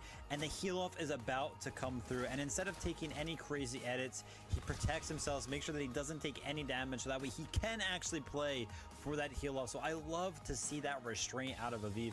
Played it so well, got the med kits off, just had to hit the shot in the end, and he did just that.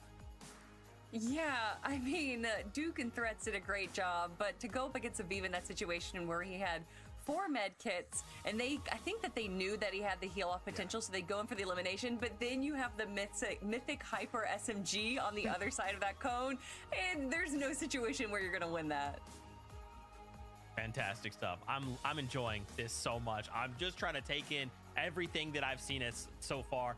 Still have a handful of games left to go if you're just tuning in. What's going on? This is the FNCS, this is NA. We've got a ton of different lobbies all happening at the same time, and we're just jumping into the action. We're just seeing what's going on and trying to make any kind of sense of it. So far, though, we've seen a handful of eliminations out of this game, some really big highlight moments. Has anything stood out to you guys out of this next game? Yeah, hey, listen, we got to see Duke and Threats in that same exact game as well. Saw them on the higher ground for a little bit throughout that as well. Gosh, some of these lobbies just end up being so stacked, and wow, Duke just ends up in the same box as Oliver OG there and gets the jump. So kind of lucky when it comes to getting that refresh right there, and they just carried that throughout. You could see them just switching so many playstyles. They were on the low ground, all of a sudden they're up on the higher ground, but look at the mats, not enough to play that one out, so they had to jump down and take those fights that we already saw happen. I love to say that half of esports is a story, and what a story we got to see between Threats, Duke, and Bugha. And we heard Taco talk about it, having his 2 old duo mates join together, or old teammates, and then going up against his new teammate in Aviv. And I love these kind of, I don't want to say a rivalry, but it's just interesting. Fortnite's one of the only games where you kind of see this amount of like partner switching and the effects that it has on the scene. I think rivalry is a fair word. I think that's a fair word. You think Duke and Threats just were going up against Bugha right there, and Bugha was like, yeah, take that, guys, or like something like that. Yes. Yes, I do. In fact, that is exact. I was listening into their comms, and that was word for what they said. Yeah. So, yeah, I would say this. I'm not trying to start. I'm just kidding, everybody. I'm just going to make jokes. We take a look at the standings here. Ritual and Reet, though, currently sitting still in that #1 spot. And for Aviv and Bugha, remember, there was that one moment where they were down in that 37th place. Since then, though, they have not dropped out of the top 10. They've been holding strong. They are definitely trying to let everyone else know, hey, listen, if you guys are trying to make a run for grand finals, we will absolutely be a door you have to walk through, and good luck. But in 3rd place as well, Peter, Bai, and Poyo. Man, there's just so many names, and I love the kind of dynamic of jumping into a game being like, oh yeah, well, we saw those guys, and a couple games ago they were up against these guys. Well, this time they're up against these guys, and the situation is this. Like, it's just such a dynamic flow. Yeah, I think the coolest thing there is that we've already mentioned 2 teams finding themselves on 3 victory royales, but the difference in how they have so many points, right? Ritual and Reet being way more consistent, way more placement points, but then Bugha and Aviv having way more eliminations. That dynamic, that kind of battle for who's going to end up with the most victory royales in the day. It'll be cool to watch that play out. Absolutely. Hey, you heard the bus. It's time to get back into the action. We've got Cooper and Miro standing by, as well as our casters, MDF and Taco. Let's get right back into the action here, and there's no better world to be in than Cooper's. The mindset of the young champion coming right out of the globals. They've been off to a very hot start, picking up where they left off, and lovely to see them continuing to, work hand in hand here, see what they can do here for this first major of the FNCS. Already on the move here, must have heard the reboot van go up. Oh, Aaron, no, look, playing for the cachet though. Instead, what do you think, Taco? I think Cooper and Miro are the last 2 people I would want to see challenging me for a cash claim. And it does look as though they've managed to successfully scare off the other duo that was contemplating going for this cash. That's a big swing of confidence if you're Cooper and Miro. I mean, it's not something I would expect those two to ever lack, but something that is lacking right now for Chimp is having his teammate in general. Sire's gonna get picked off here, and Chimp forced to try and reposition himself. Could potentially be trying to make a play for the reboot card. I mean, it's definitely still early on enough that Chimp could certainly look for a gap here. But it all depends. I mean, fortunately for us, we're gonna get a second chance to look back at what went wrong there for Chimp and Cyrus, as well as what went so right here for Psycho and Parks. And there it is. It's just that simple, really. Nasty shots tag at the sniper. Yeah. Yeah, it's just a body tag too, right? 116 puts him down, so he was already very, very hurt, possibly engaged on right before that. So, yeah, Chimp having a bit of a tough time in the mid games. We've seen him round after round, more or less not looking strong as he's been approaching these end games, and that's why we haven't seen him quite pull with the big victory royale. But he's had a fair amount of end games. This time it's going to be the first one for him to run it solo for Victor and Blizzard. Seen a fair amount of battles come out of them as well. It's managed to keep them in the conversation here. And this is the beauty of this type of format. Really get to see and focus in on tons of new players that you might be familiar with, that you might have seen in the past, like Golden, like Ozone. Again, no strangers to FNCS by any means, but for the first time, it's almost like you get to put a big spotlight to see what these teams are capable of.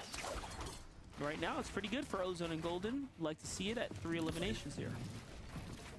But see, at times, there could also be drawback, at least for some players in this style of format. Chimp, I'll touch more on it in a moment. Want to see if he can manage to evade Boogabolts just a little bit longer, but no, that's going to cut Chimp's lobby run short here. Boogabolts managing to find that collapse with Master Nappy there, and kind of to elaborate on what I was trying to say there, MDF, it's that with this format, if you are making it into the end games consistently, the big thing is to get end games with good placement.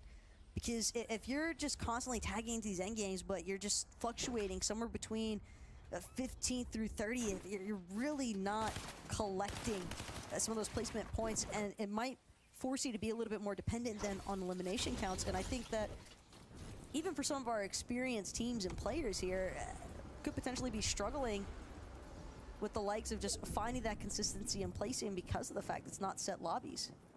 Yeah, definitely. It becomes a difficult task to make it past the mid games when there's so much variation going round to round. Never really know who's on your path, who's at your draw spot, who's neighboring nearby, possibly forced out sooner than you would have expected, right? Those are the inconsistencies that are going to come game after game, and more importantly, the challenges that you're going to face as a player. Dan Redux taking their time here, but this spot they're putting themselves in is going to be a world of trouble. It's below Miro and Cooper, so should they decide they want to get Fritzy, because they can, might be the first team that they get jumped on there. Meanwhile, on high ground, another Boots here.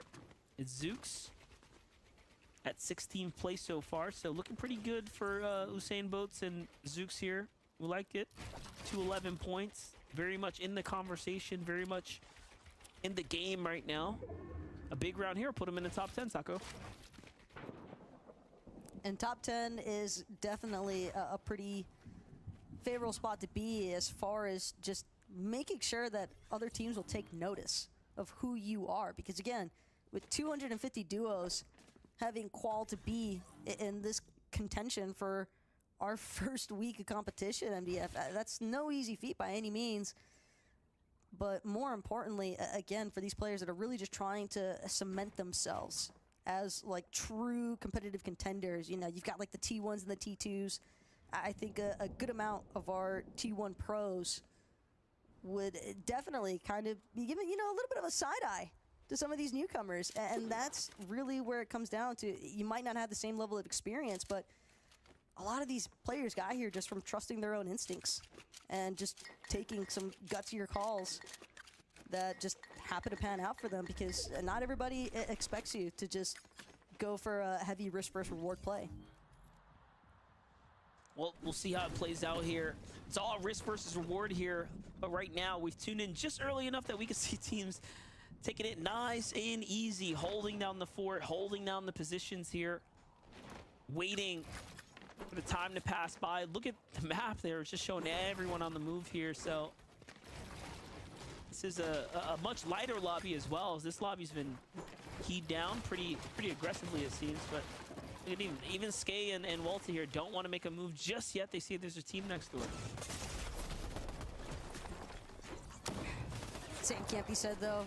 Day, Redux, under just a little bit too much pressure here, and Redux gonna do what he can. It's gonna be Dorito, actually, with his duo Belmar, looking to try and chase down Redux. Redux not even gonna get an opportunity to utilize that med kit the way he would have liked, hoping to find that max hammer pump fire shot, but don't know if he's gonna be able to collect it just yet. Just Belmar with so much of a health advantage, just looking to try and chase down Redux entirely.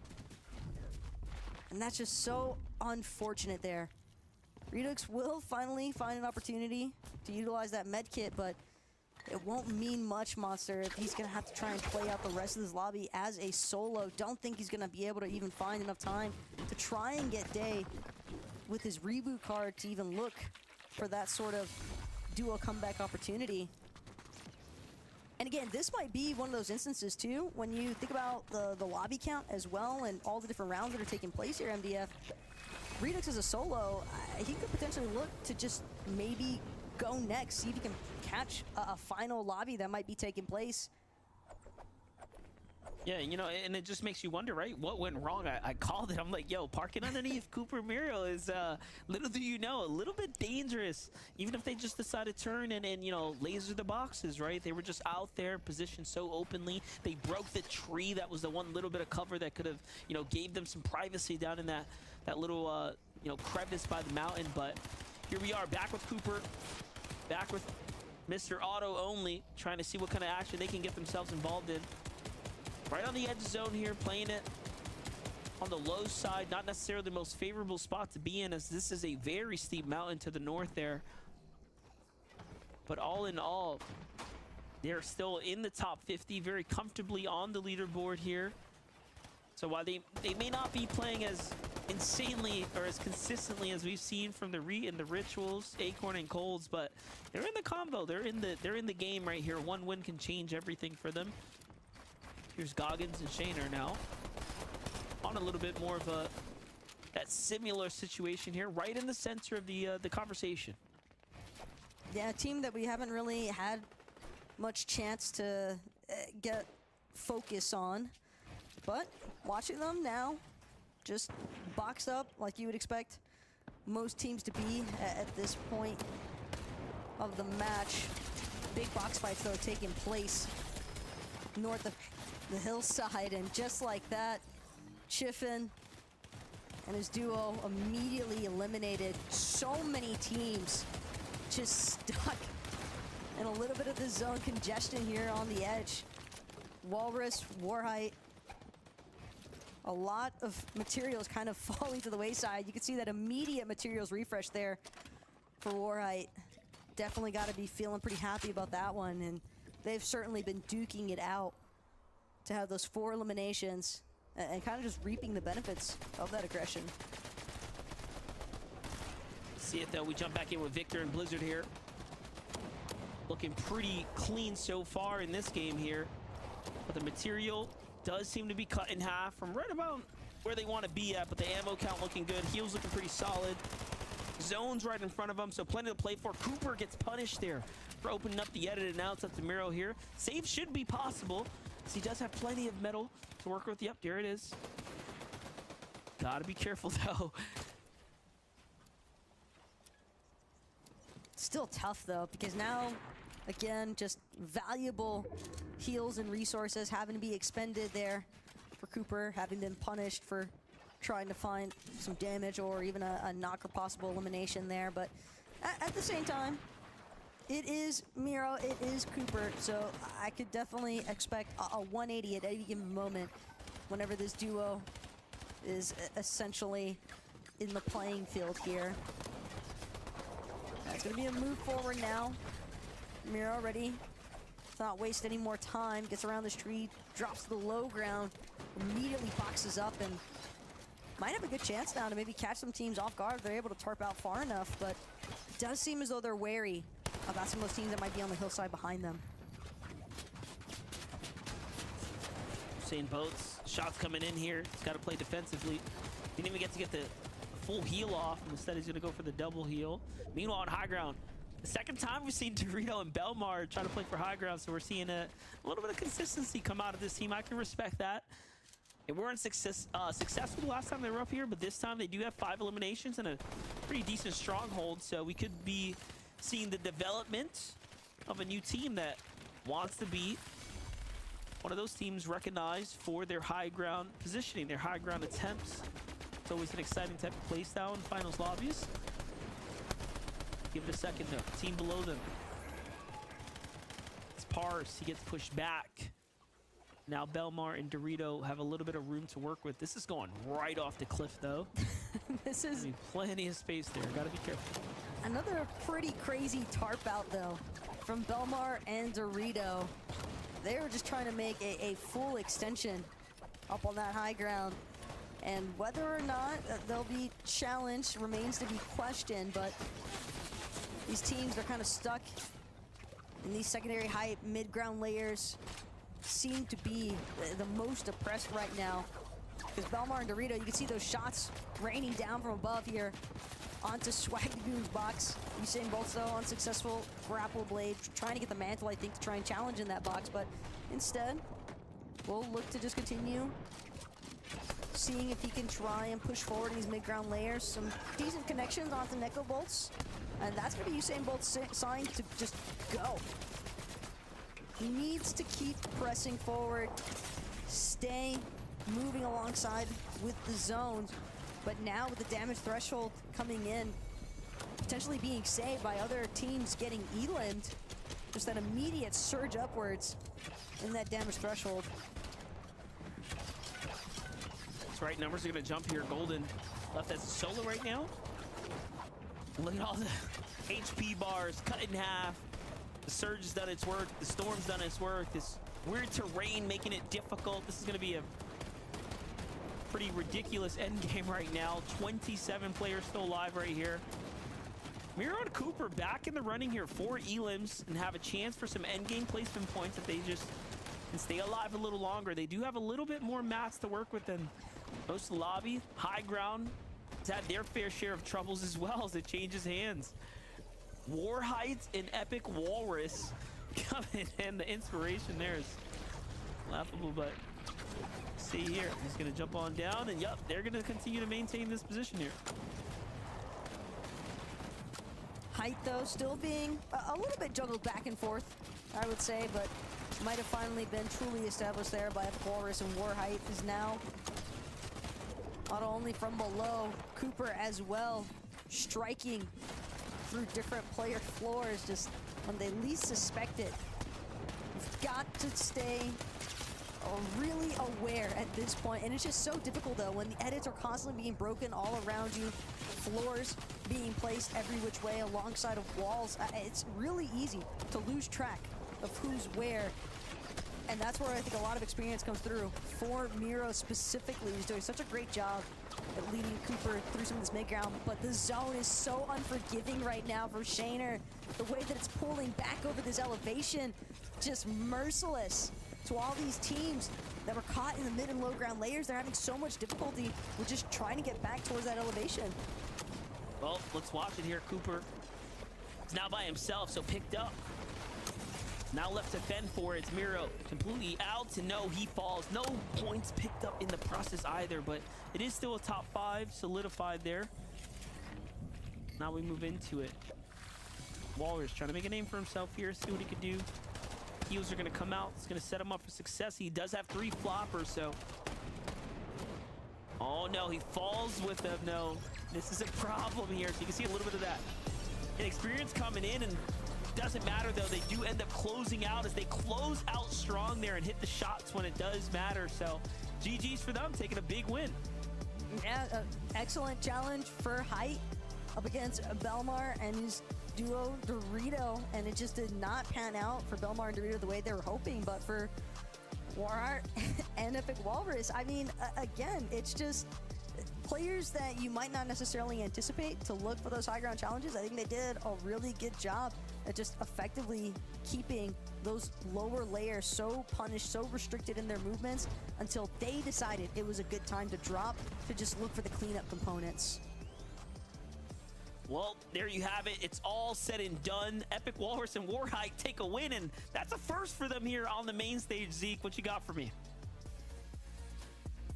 You know, MDF, we're coming down to the last couple of matches here on the day, and a big victory royale. Remember, with pair that with eliminations, you can pair that with good placement, you could find yourself up in that top 250. This is the FNCS, this is NA, and guess what? We're playing a ton of games. We got a bunch of lobbies all happening at the same time, and after 2 weeks, we're gonna take the top 250 best duos, and they will move on to semifinals. For Walrus, for Warhite, they're looking to make sure they can find themselves in a good placement, especially after this first week. That going into week number 2, they will basically be able to hit the ground running. As we start to kind of wind down here, friends, I kind of wanted to get your thoughts on this game, and so far, how you've kind of been enjoying the day. I mean, hey, listen, this game was actually huge for Walrus and Miko there, because that game right there, you can see total after that, their total points after that was 185, which means that that game was absolutely massive for them. The swing right there was huge. I think that puts them into the top 50 actually, so that is really, really good. Yeah, right now for these teams that might not be getting into that top 10 position because so many games have already been played, they are just trying to collect as many points as they can to help their overall points leading into the semifinals. Speaking of overall points though, Ritual and Reet definitely got a few more points after their 4th victory royale, Zeke. Did you say 4th victory royale? What the heck? 432 points. Reet, Ritual, this is just week 1. Save some for week 2. Oh my gosh.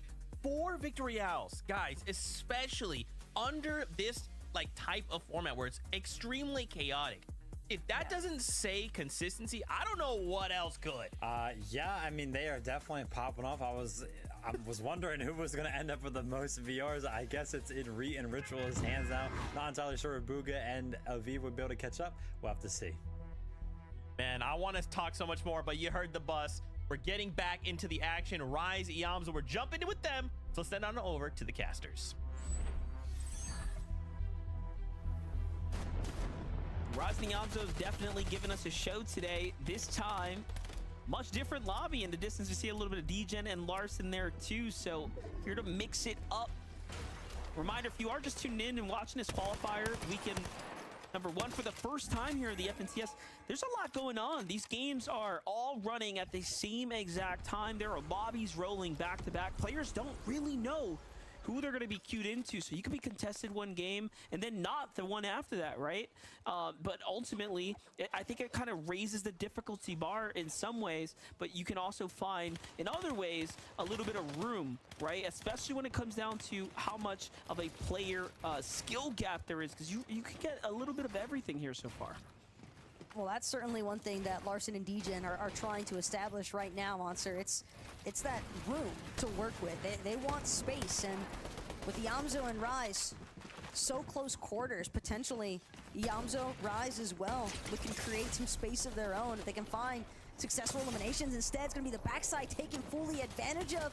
Rise and Iamzo caught between 2 separate teams now while they find an elimination on one. They have to worry about the duo that came in after the fact, and it's Omizi, it's Dash, who will find the finishing blow there onto Iamzo and leaving Rise in this solo position alongside of the other duo. You got Trick there, who had just lost his duo to Rise and Iamzo, but Rise trying to make Omizi and Dash possibly think that he's already left the area, but you can tell they're sitting on that reboot card.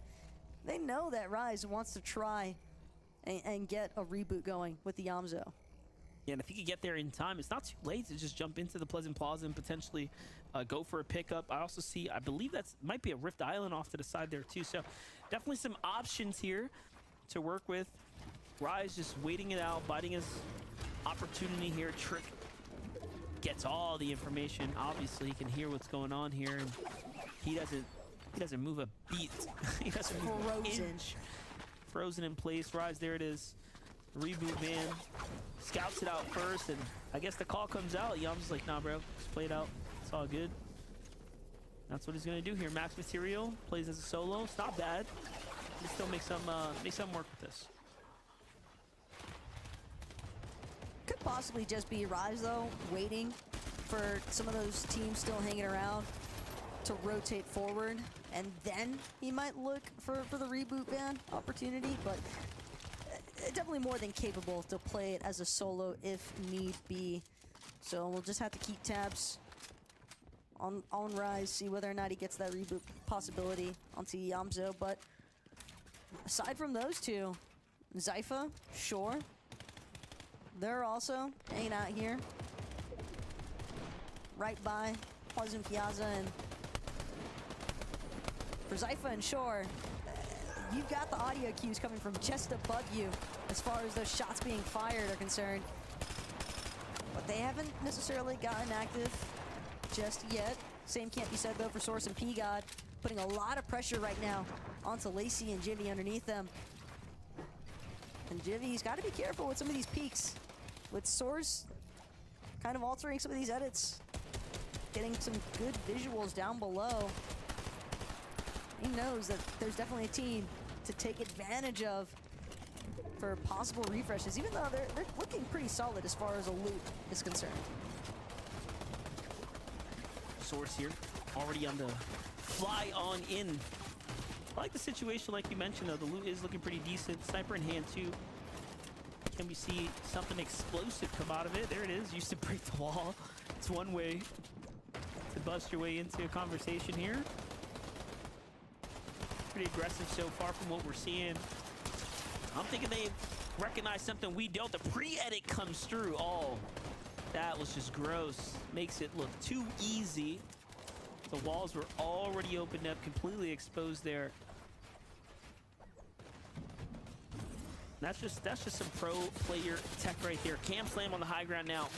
6 elims for Cam Slam and a Diminished. Okay, this is a pretty decent game for them so far. Pressure coming in though. No one wants to give them hype for free, and they gotta move. It's just watching somebody's builds get sprayed non-stop, and you almost expect it. You're like, okay, you guys can chill now, but Baba and Trix, they're definitely not trying to let Cam and Diminished have height for free. But Cam definitely has a lot of solid material, so builds not necessarily too threatened, but gotta be careful because 93 can rapidly turn into 13 as we start to get into these moving zones.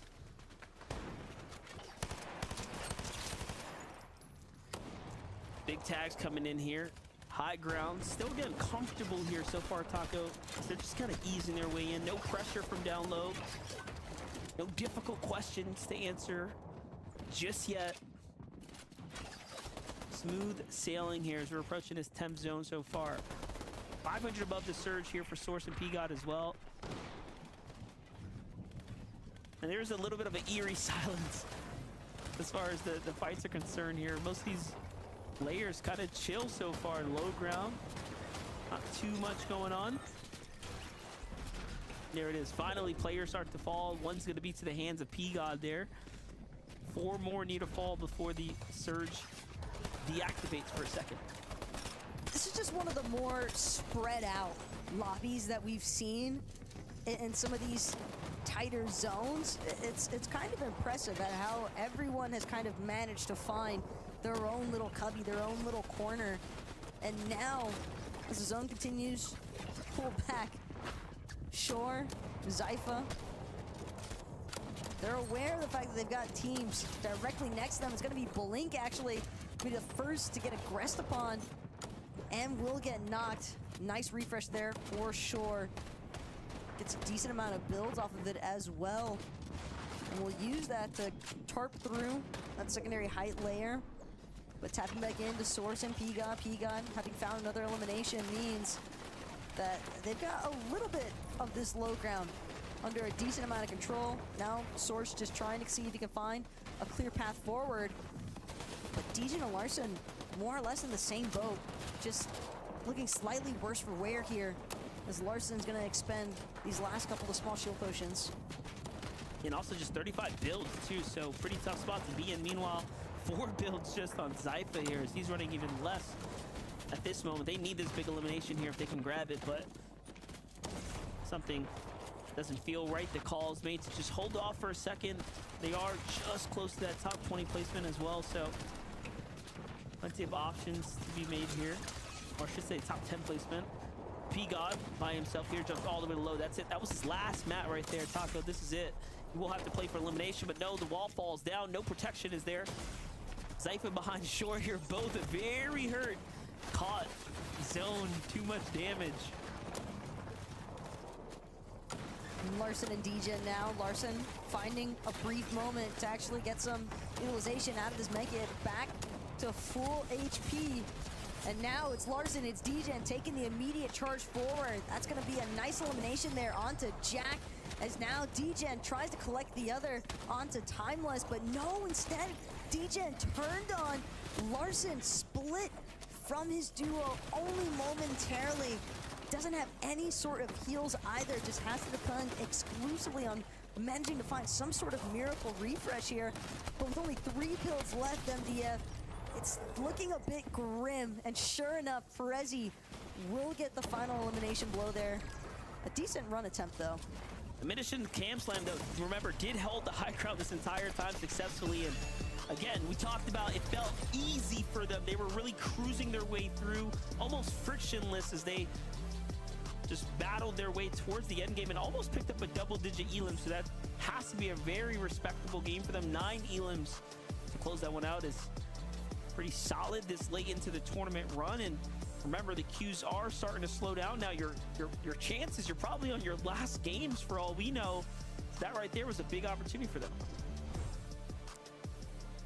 All about making sure that, hey, you might not have started the day strong, but if you can get a strong finish on the day, that's another way to look at things. And for Minish and Cam, definitely impressive by the fact that they weren't challenged on the high ground, but they're not the only team that's looking to take height. We've also got our desk to break it down even more for us. Thank you guys so much. My gosh, a day of Fortnite at this speed is crazy. It's unlike anything else, and this is just week number 1 of the competition. To think we have a whole other week of this exact thing is just got me so hyped. But as we gear up for the last game, just like MDF said, this is kind of it. We've had kind of a window where players could play a number of games, but now we're coming down to that final wire. We only have one left to go before we end the queues for this week. Now, with that being said, I do want to highlight some things here in this game.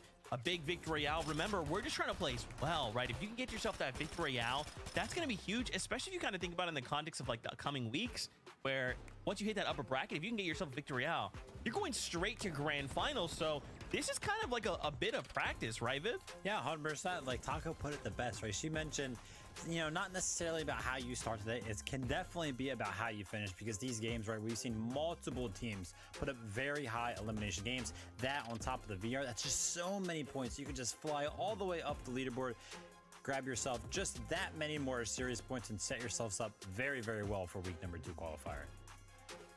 Yeah, and just the more points you're able to get, the more series points you're able to accumulate, and that's definitely going to help you put you into the upper bracket for the semifinals day 1, which is definitely where you want to be. You want as many opportunities as possible, and by just grabbing a victory royale in the semifinals will send you right to grands, and then you have other opportunities throughout the next 2 days. So these teams, it's not so much, oh, let's just see how well we do. No, they want to get as many points as possible to be put up into that upper bracket. Yeah, and this is also kind of like practice for next week, right? You can kind of take what you've learned from this and go, okay, well, how do we attack next week better? How do we make sure we do hit those points that we kind of need to make sure we end in the top 250? A duo that I feel like has been pretty on fire is Larson. I wanted to highlight them very quickly, especially after that last game. I mean, this is kind of where we want to position ourselves, right? Especially when we put it in the context of what did we learn, well, just look at Larson. Do what Larson did. Yeah, hey, listen, sometimes you just got to go ahead and get into the box. Not necessarily a play that works out all the time, but when it does, it is very well worth it. Picks up a refresh right there, tries it again, tries his luck one more time, ends up going down, but still a top 10 finish there in one of our last games is going to be very, very helpful. No, and just like what Wataka was saying, you might not have started out strong, but you want to end off strong. The day started a little rough for them, averaging around 27th place. But in the last 3 games they've been in, they've gotten top 8 every single time. So this is the time that they're going to start collecting those points, trying to climb up the leaderboard. They're currently sitting in 80th place, but currently sitting in first place. What do you know? It's Ritual and Reet. Of course. In case you guys haven't picked up, Kelly's a fan of Reet. He's a player from NA West of And Old. Ritual. Okay, all right. Hey, Reet and Ritual. Okay, I'm sorry there. As we kind of turn attention there to the top 20, there's still a ton of these names, right? Remember, we are aiming for how high we can place for those series points as the weeks go on. Right now, even just looking at this top 20, I mean, just look at some of these names as we look on over to even that top 30. I mean, just considering, again, like I like to just think about the chaos that we've seen today. What will our players learn? What will the takeaways be? How will this experience kind of help them evolve in the coming weeks? Yes, it's just all about that experience. And, you know, we've kind of talked about it a lot throughout today, right? Being like, oh, you know, how are the players going to adapt? What's going to change at all of their POIs, all the objectives that are around the map? And now that they kind of see what that looks like going into next week, they will definitely have a better picture in mind of what that will actually look like. So we might see some even more dominant performances next week. Yeah, I think at least looking at some of our top teams right now, landing on those mythic POIs, such as Ritual and Reet going for Reckless Railways, Booga and Aviv landing Snooty Steps, that definitely offers a lot of positives. But Peterbot and Poyo, who are doing this kind of split drop, who aren't going to get the mythics, but they are near the forecast, I think just putting yourself in a position to get a strong early game that obviously leads to a beneficial mid and late game seems to be working for at least our top 3, but also they're just really good at Fortnite, so that's, you know, an element as well. Yeah, and I think for me, when I kind of continue to think about this like evolution situation, right? I wonder, like, if we just say like Reet and Ritual, how many of their games have been we land and we're just completely uncontested, right? And then how many of the games have been like, hey, maybe there's a duo, maybe there's up to, you know, let's just say 5 duos that have suddenly landed here. How do they adapt situation to situation, right? And for them, they're doing it, right? They have this strong lead. When I'm thinking about like, okay, if I want to be like them, I'm going to go back. I'm going to watch their games. I'm going to kind of see what happened game to game. And even me, just as Zeke, I have to go back and do that this week, right? Like, how did they put on this performance? It feels so dominant. I mean, sometimes it just comes down to something just as simple as what Kelly said. Sometimes you just got to be really good at Fortnite. There you go. That's Kelly, it. you're wise. No, I was, never mind. You know what, Kelly? Hold that thought. This is it. Final game on the day. This is a full-length game. That's right. So if we've been going a little too quick, it's okay. We'll take a breather. We start at the very beginning. One last ride. Let's get into it with our casters, MDF and Taco.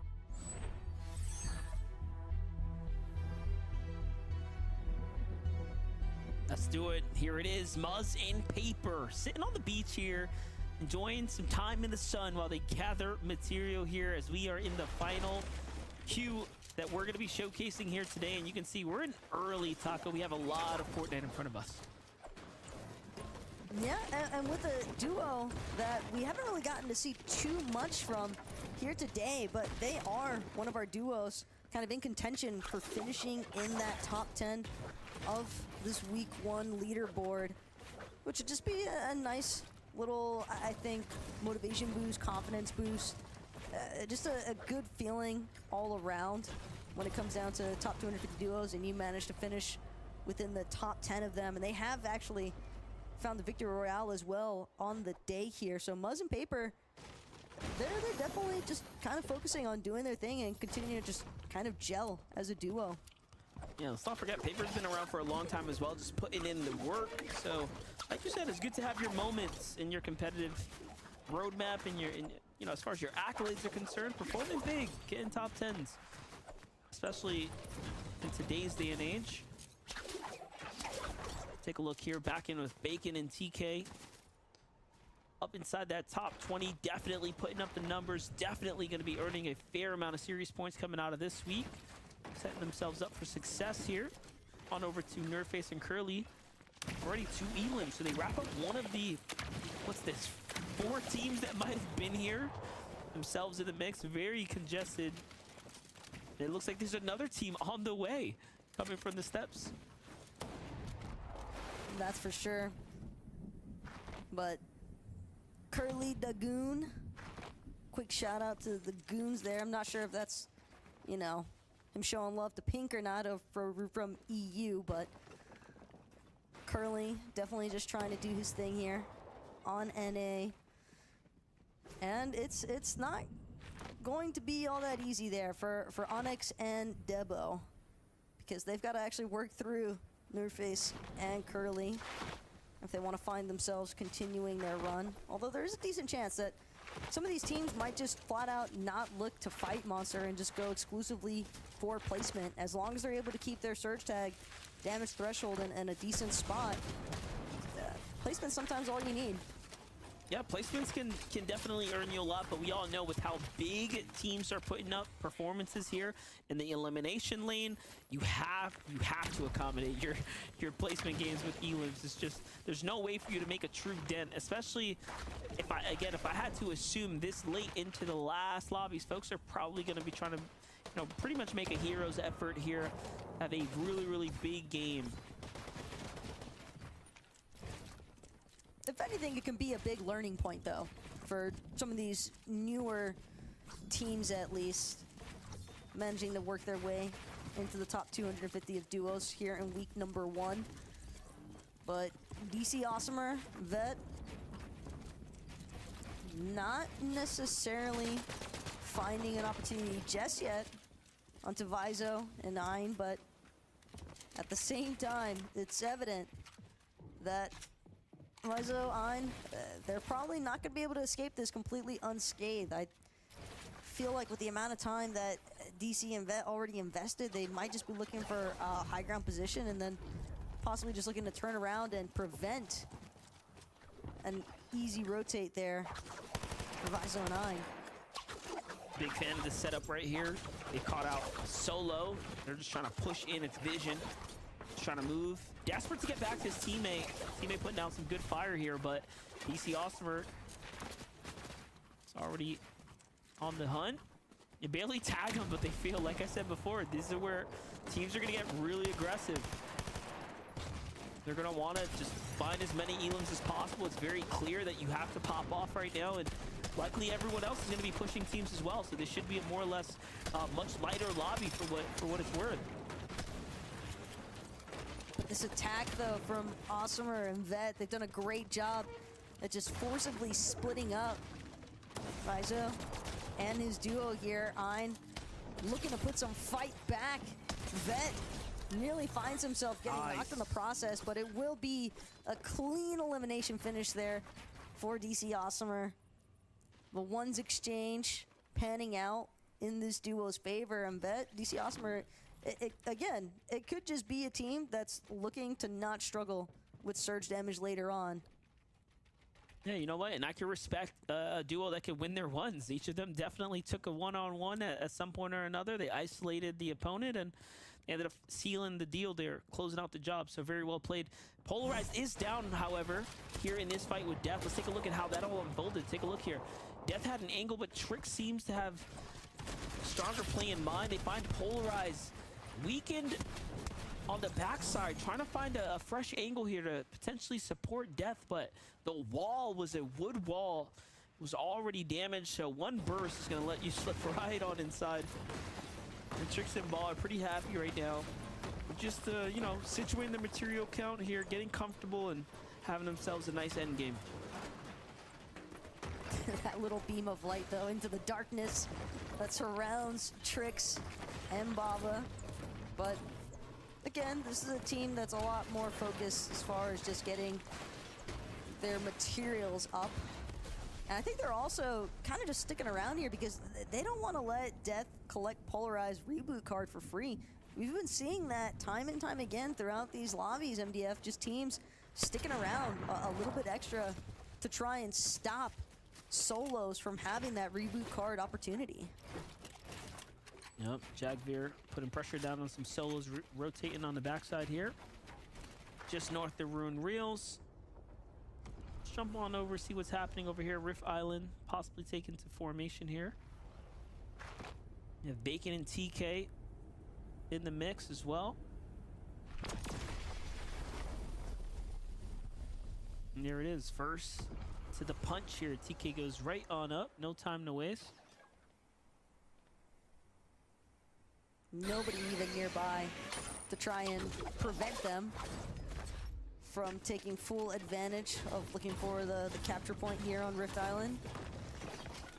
So I almost want to say it's safe to say that TK and Bacon got this, given that there is just nobody else close by. And yeah, you can see TK not even bothering with putting up any sort of walls or anything, just knows that they are so uncontested for Rift Island.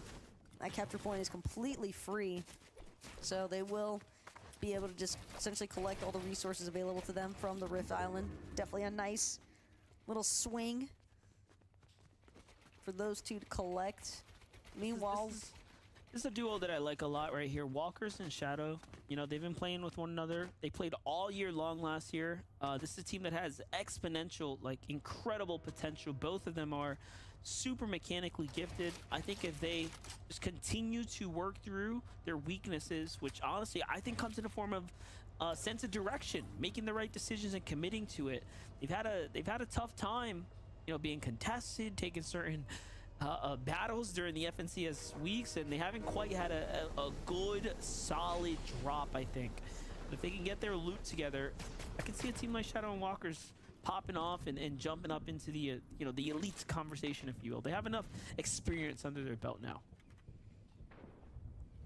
but always still looking to add more. And these are definitely training moments. I understand that, yes, there's series points on the line here, but you talk about, you know, Shadow and Walkers and them struggling a little bit with their mid to end game calls as far as commitment is concerned. And again, I highly doubt they're the only ones, even with the amount of experience that they have, that might be struggling with some of those decisions, because it is an extra layer of difficulty competing in these lobbies, because again, you just don't know who you're up against. You don't know if somebody might actually be looking to intercept you on your traditional loot path.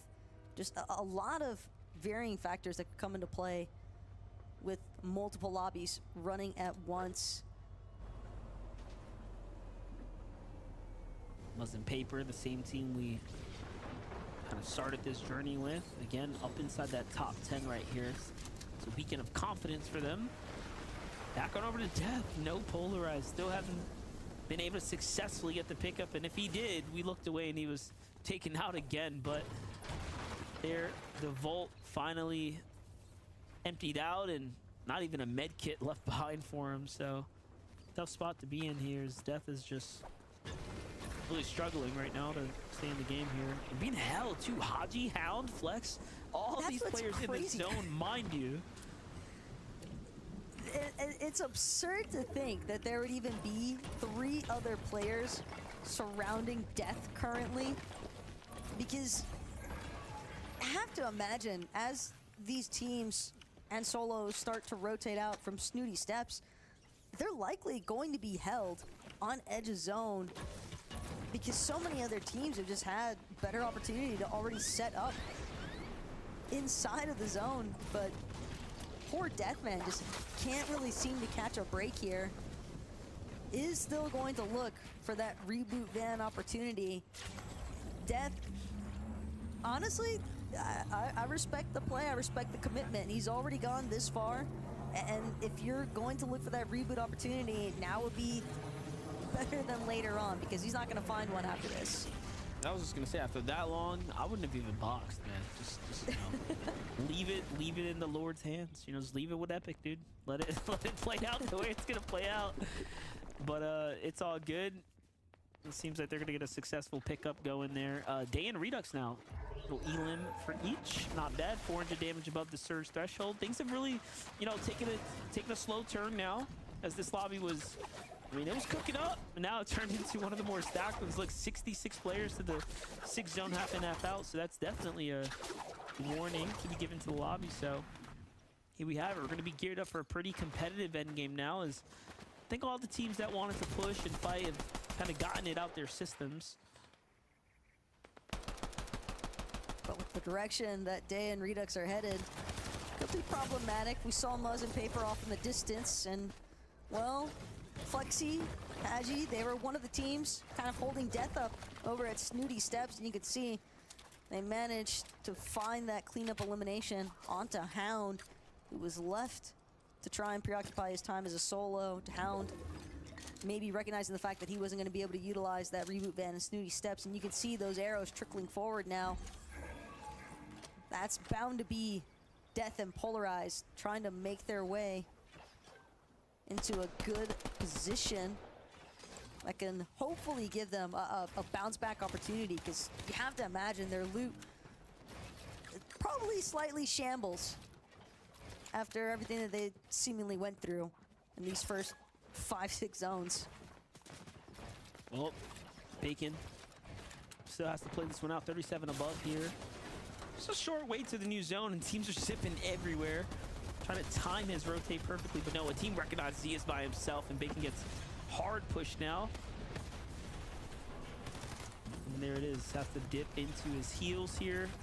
This next zone's going to start to hit for a lot, so he's got to get out ASAP while everyone else is on the move, and there it is. Yeah, no surprise to see a team trying to keep Bacon, given that he was in that solo position. It's interesting, though, that Bacon actually managed to still find his way to a brief moment of relief here. Trying to see if Bacon can maybe find a good pickoff opportunity. A duo that just happens to split a little bit too far from each other even. Could be all it takes. And Death seemingly having lost Polarized almost as quickly as he was able to get that reboot off. So his efforts, unfortunately, in vain here, as now Death forced to try and make something happen as far as placement points are concerned here. But it's definitely not going to be an easy feat by any means. Well, let's watch it. V-Line and ARF jump in. Quick replay here to see how it all plays out. In through the side, finds the elimination, cleans it up nicely, and all of a sudden they are in the game here. Muzz and Paper are dead center right now. Look at all the bases just starting to get built up, but there's plenty of players also taken to the sky right now. They're way above the surge. For only a single elim is pretty impressive. That's just what I was about to say. It's, you know, we're tracking the same thought process here, and honestly, I'm kind of more surprised at the fact that we're not seeing Muzz and Paper choose to get a little bit more aggressive here. Maybe just kind of recognizing the fact that they are in such a good position as far as surge threshold and everything else is concerned. They just want to focus primarily on just maintaining a good positioning in the lobby overall. Just make sure that they don't get caught out or caught in between two teams like we've seen happen so many other times for some of these other players. Still trying to clutch this one up by himself here. As mayhem unfolds all around. Bacon in this super odd terrain. This is how you know he's trying to keep a mega low profile. He's playing the super low ground. Crouched up, huddled up. Not making a sound there. Just waiting this one out. Meanwhile, Death in the same situation here. Pretty much in shambles. Just inside old builds. Trying to stay out of harm's way right now. Again, he was in the zone for who knows how long. Just to save Polarized, and now Polarized taken out there, so probably didn't even get the touchdown, to be fair. I think it's the 6 bandages that really makes me just like feel bad for Death. It's like he doesn't even Red doesn't even have a med kit, you know? He doesn't have any shield, like nothing. It's just 6 bandies that he can't even take advantage of. I like this rotate though. Super dead side rotate goes all the way around here. Look at this, avoids a lot of traffic here. Yep, nicely done. Look, Lacey's in this game as well, alongside Jibby there.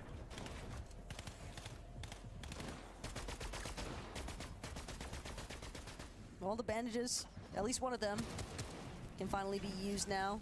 Death's got a pretty decent position though. He might be able to maintain a low enough profile. See how far he actually manages to get here. As now Paper, Muzz, a little bit of ruling over the high ground here now. Paper placing a couple of cones, trying to spread out, get even bigger view of all those teams in the secondary high and low ground layers, see where they can spray. And it's Lacey and Jivvy on that ultimate low ground for the time being. Doesn't seem as though Lacey and Jivvy feel all that confident with trying to immediately challenge some of these players in their boxes, so instead they're just going to continue tarping things through on that low ground. Well, Zooks and Usain Boats are on the move right now. Try to get into position here. They find it. It looks good for them. Walker's going to find the elimination in the feed there too. Meanwhile, Higher and Ray is on the move here. 7 elim, so a pretty big game for them. You see the Mythic Shotgun in hand too. That's going to be doing the big damage here. This is not a safe layer by any means here, but he's looking to the back of the zone right now. All wood here, so he does have to be careful. That burst SMG creeps in so easily. Bacon tries to put up a poise, tries to fight back. 10 builds now, make it less. Has to edit through, misses the edit. Oof. That's gonna cost him zone damage, and the zone bounces back. Ducky's on him now too. Too many players in the area, and there it is, the shotguns. Ends up finding them, it's AJ Mall. Meanwhile, Death's still alive. Here are those bandages that we talked in, the bandages that we focused in on, keeping him alive right now. But for how much longer? That damage threshold just bouncing back and forth between 4 above and, you know, just a little bit below. Ooh, little elimination there. Onto Higher there. Nicely done for Death. Okay, so he finds his first elim there. Big point. The grapple starts to recharge. To the front side he goes. A little bit of a refresh on mats. Burns through most of them. But it is what it is. At least he's in the game. It's so unfortunate he didn't get a chance to actually pick up those small shield potions, though. Could have definitely benefited from having a little bit of extra shield there. Instead, just 1 bandage remains now for Death, but doing a great job of rotating through all these pre-existing layers.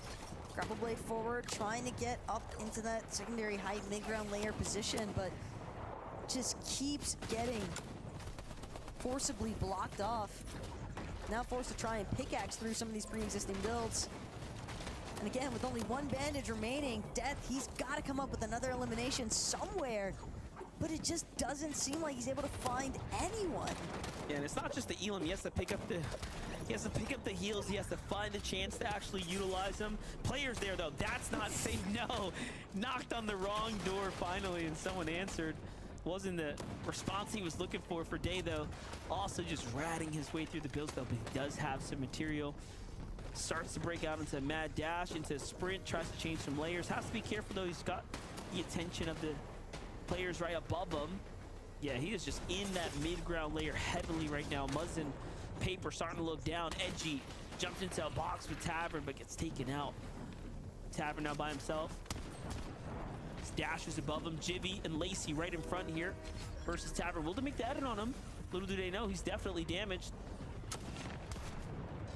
You can see some of the pickaxes of regret, though. Tavern knocks on 1 wall, realizes there's 2. Ooh, but it will dang. only take 1 to actually eliminate him. That's going to be Day with the credit elimination onto Tavern. But Day, with that drop to the low ground, didn't actually get a chance to pick up any sort of siphon materials there. Bit unfortunate circumstances, but still a clean elimination at the very least. And now Lacey, Muzz, having actually lost Paper, has 2 floppers, though. And it could be enough for Muzz to look for the challenge onto the low ground. Down. And it's Not encrypted. Not enough. Muzz jumps down, tries to hit the shot, and uncharacteristically, by the way, missed the big hit. He did find a little bit there, but not exactly what he was looking for. But well done to Encrypted, man. Finds himself a little clutch elimination. You talked about closing out the day strong there, Taco. I mean, he did just that. That was everything that Muzz could have possibly wanted, but the fact that he just didn't manage to get that last second connection and 28 damage, it's definitely not what you're looking for. Yeah. But it's brutal sometimes. That's just also huge credit to Encrypted for keeping his cool in that situation. And you could see the benefits of just being able to turn things right around, didn't let himself panic in that instance. Yeah, Ducky Slam and Encrypted, congratulations on taking a win there to close out their FNCS qualifier weekend 1, because they really needed it. You have to get as many points as possible here. Yeah, and when everything comes down to series points for these first couple of weeks, finishing in even the top 10, top 20 can make a really big difference overall. But I think especially for our top 10 teams, I'm really interested to see what that leaderboard looks like. Well, definitely. We'll have to see that from us here, Monster and Taco. We'll see you guys next time. But first, let's send on over to Zeke. Hey, thank you so much, MDF and Taco. Fantastic set of games. And man, again, it's just been rapid fire all day long. It was nice to just get a little breather there. A longer game, more context overall. Whew, I feel good.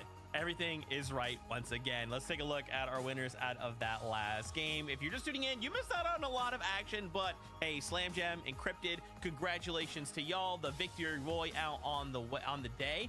That is kind of gonna help propel them going into next week, right? Because as Taco had mentioned, for these first 2 weeks, we're really just trying to slam series points down on that leaderboard. So the higher placements we can make after the 2 weeks are done, the higher chance we have of making it into the grand finals. And here, Encrypted, Slam Jam, just trying to close it out, right? Again, it's been a bit of a chaotic day, a ton of games being played, but still, the victory royale is all that matters. Hey, they go ahead and end it strong there, and against none other than Muzz. It's actually kind of funny, not so funny for Muzz, but kind of funny in the sense that Muzz actually had no medium ammo left, right? He had nothing in his AR, so he couldn't actually follow it up. Played such a big role right there, I feel like, and that's like one of like the only times I've ever seen that actually come into play. Yeah, actually, you're right. You would think that if you're low on ammo, you would just go to the low ground where there's a lot of scattered bodies around, but unfortunately for them, they just weren't able to get that timing down, and they did not walk away with the victory royale, but still second place is pretty good. However, I'm excited to see which duo is in our first place for our leaderboard. Sounds like Kelly is spoiling the fun, because we know who is currently sitting there at the top. It is Reet. It is a Ritual. Take a look at this lead. So what I wanted to do, you're probably, if you've been with us, you're like, okay, 527, that number is like astronomical already, okay? But there's been a couple of accolades we had to highlight for you, okay? From Reet and Ritual today, they got the most VRs of any region, which was 5, you see there. Most points, next up was OCE at 440. The most top 5 placements, which was 6.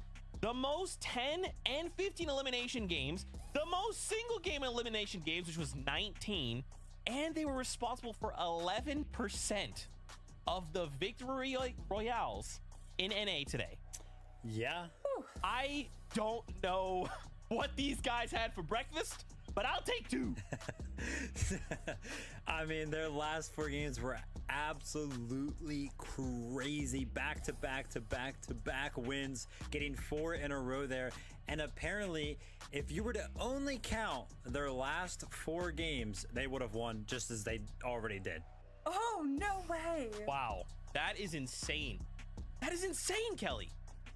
I think this has been a long time coming.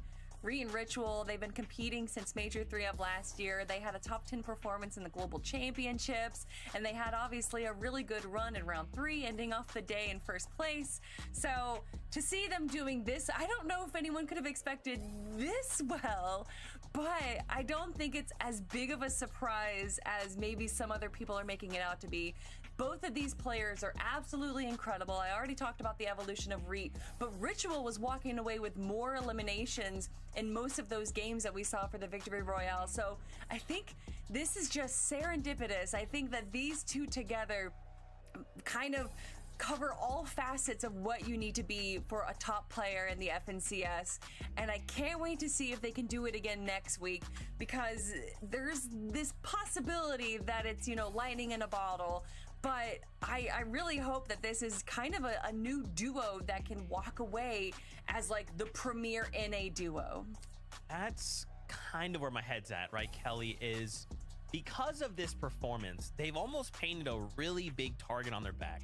So one of two things happens. Next week happens, they slam another 500 points. We go, wow, this duo they're the next global champions, right?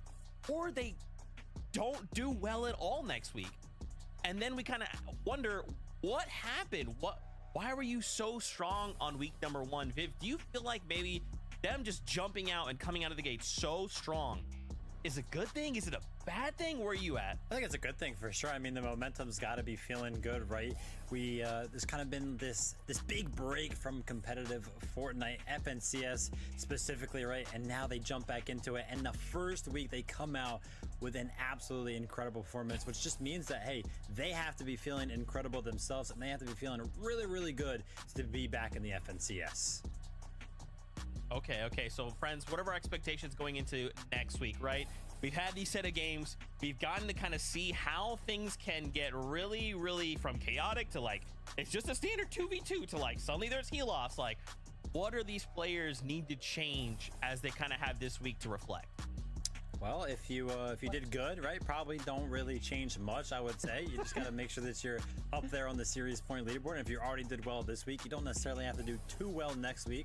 But for any of those teams that are looking to do a little bit better, hit the VODs, you know, maybe check out some of these teams like Ritual and Reed, kind of check out their strategy, see what they're doing. Yeah, I think we might see a few more duos landing Reckless Railways. Not saying that is the only reason that Reet and Ritual, which the alliterations match there, the double R.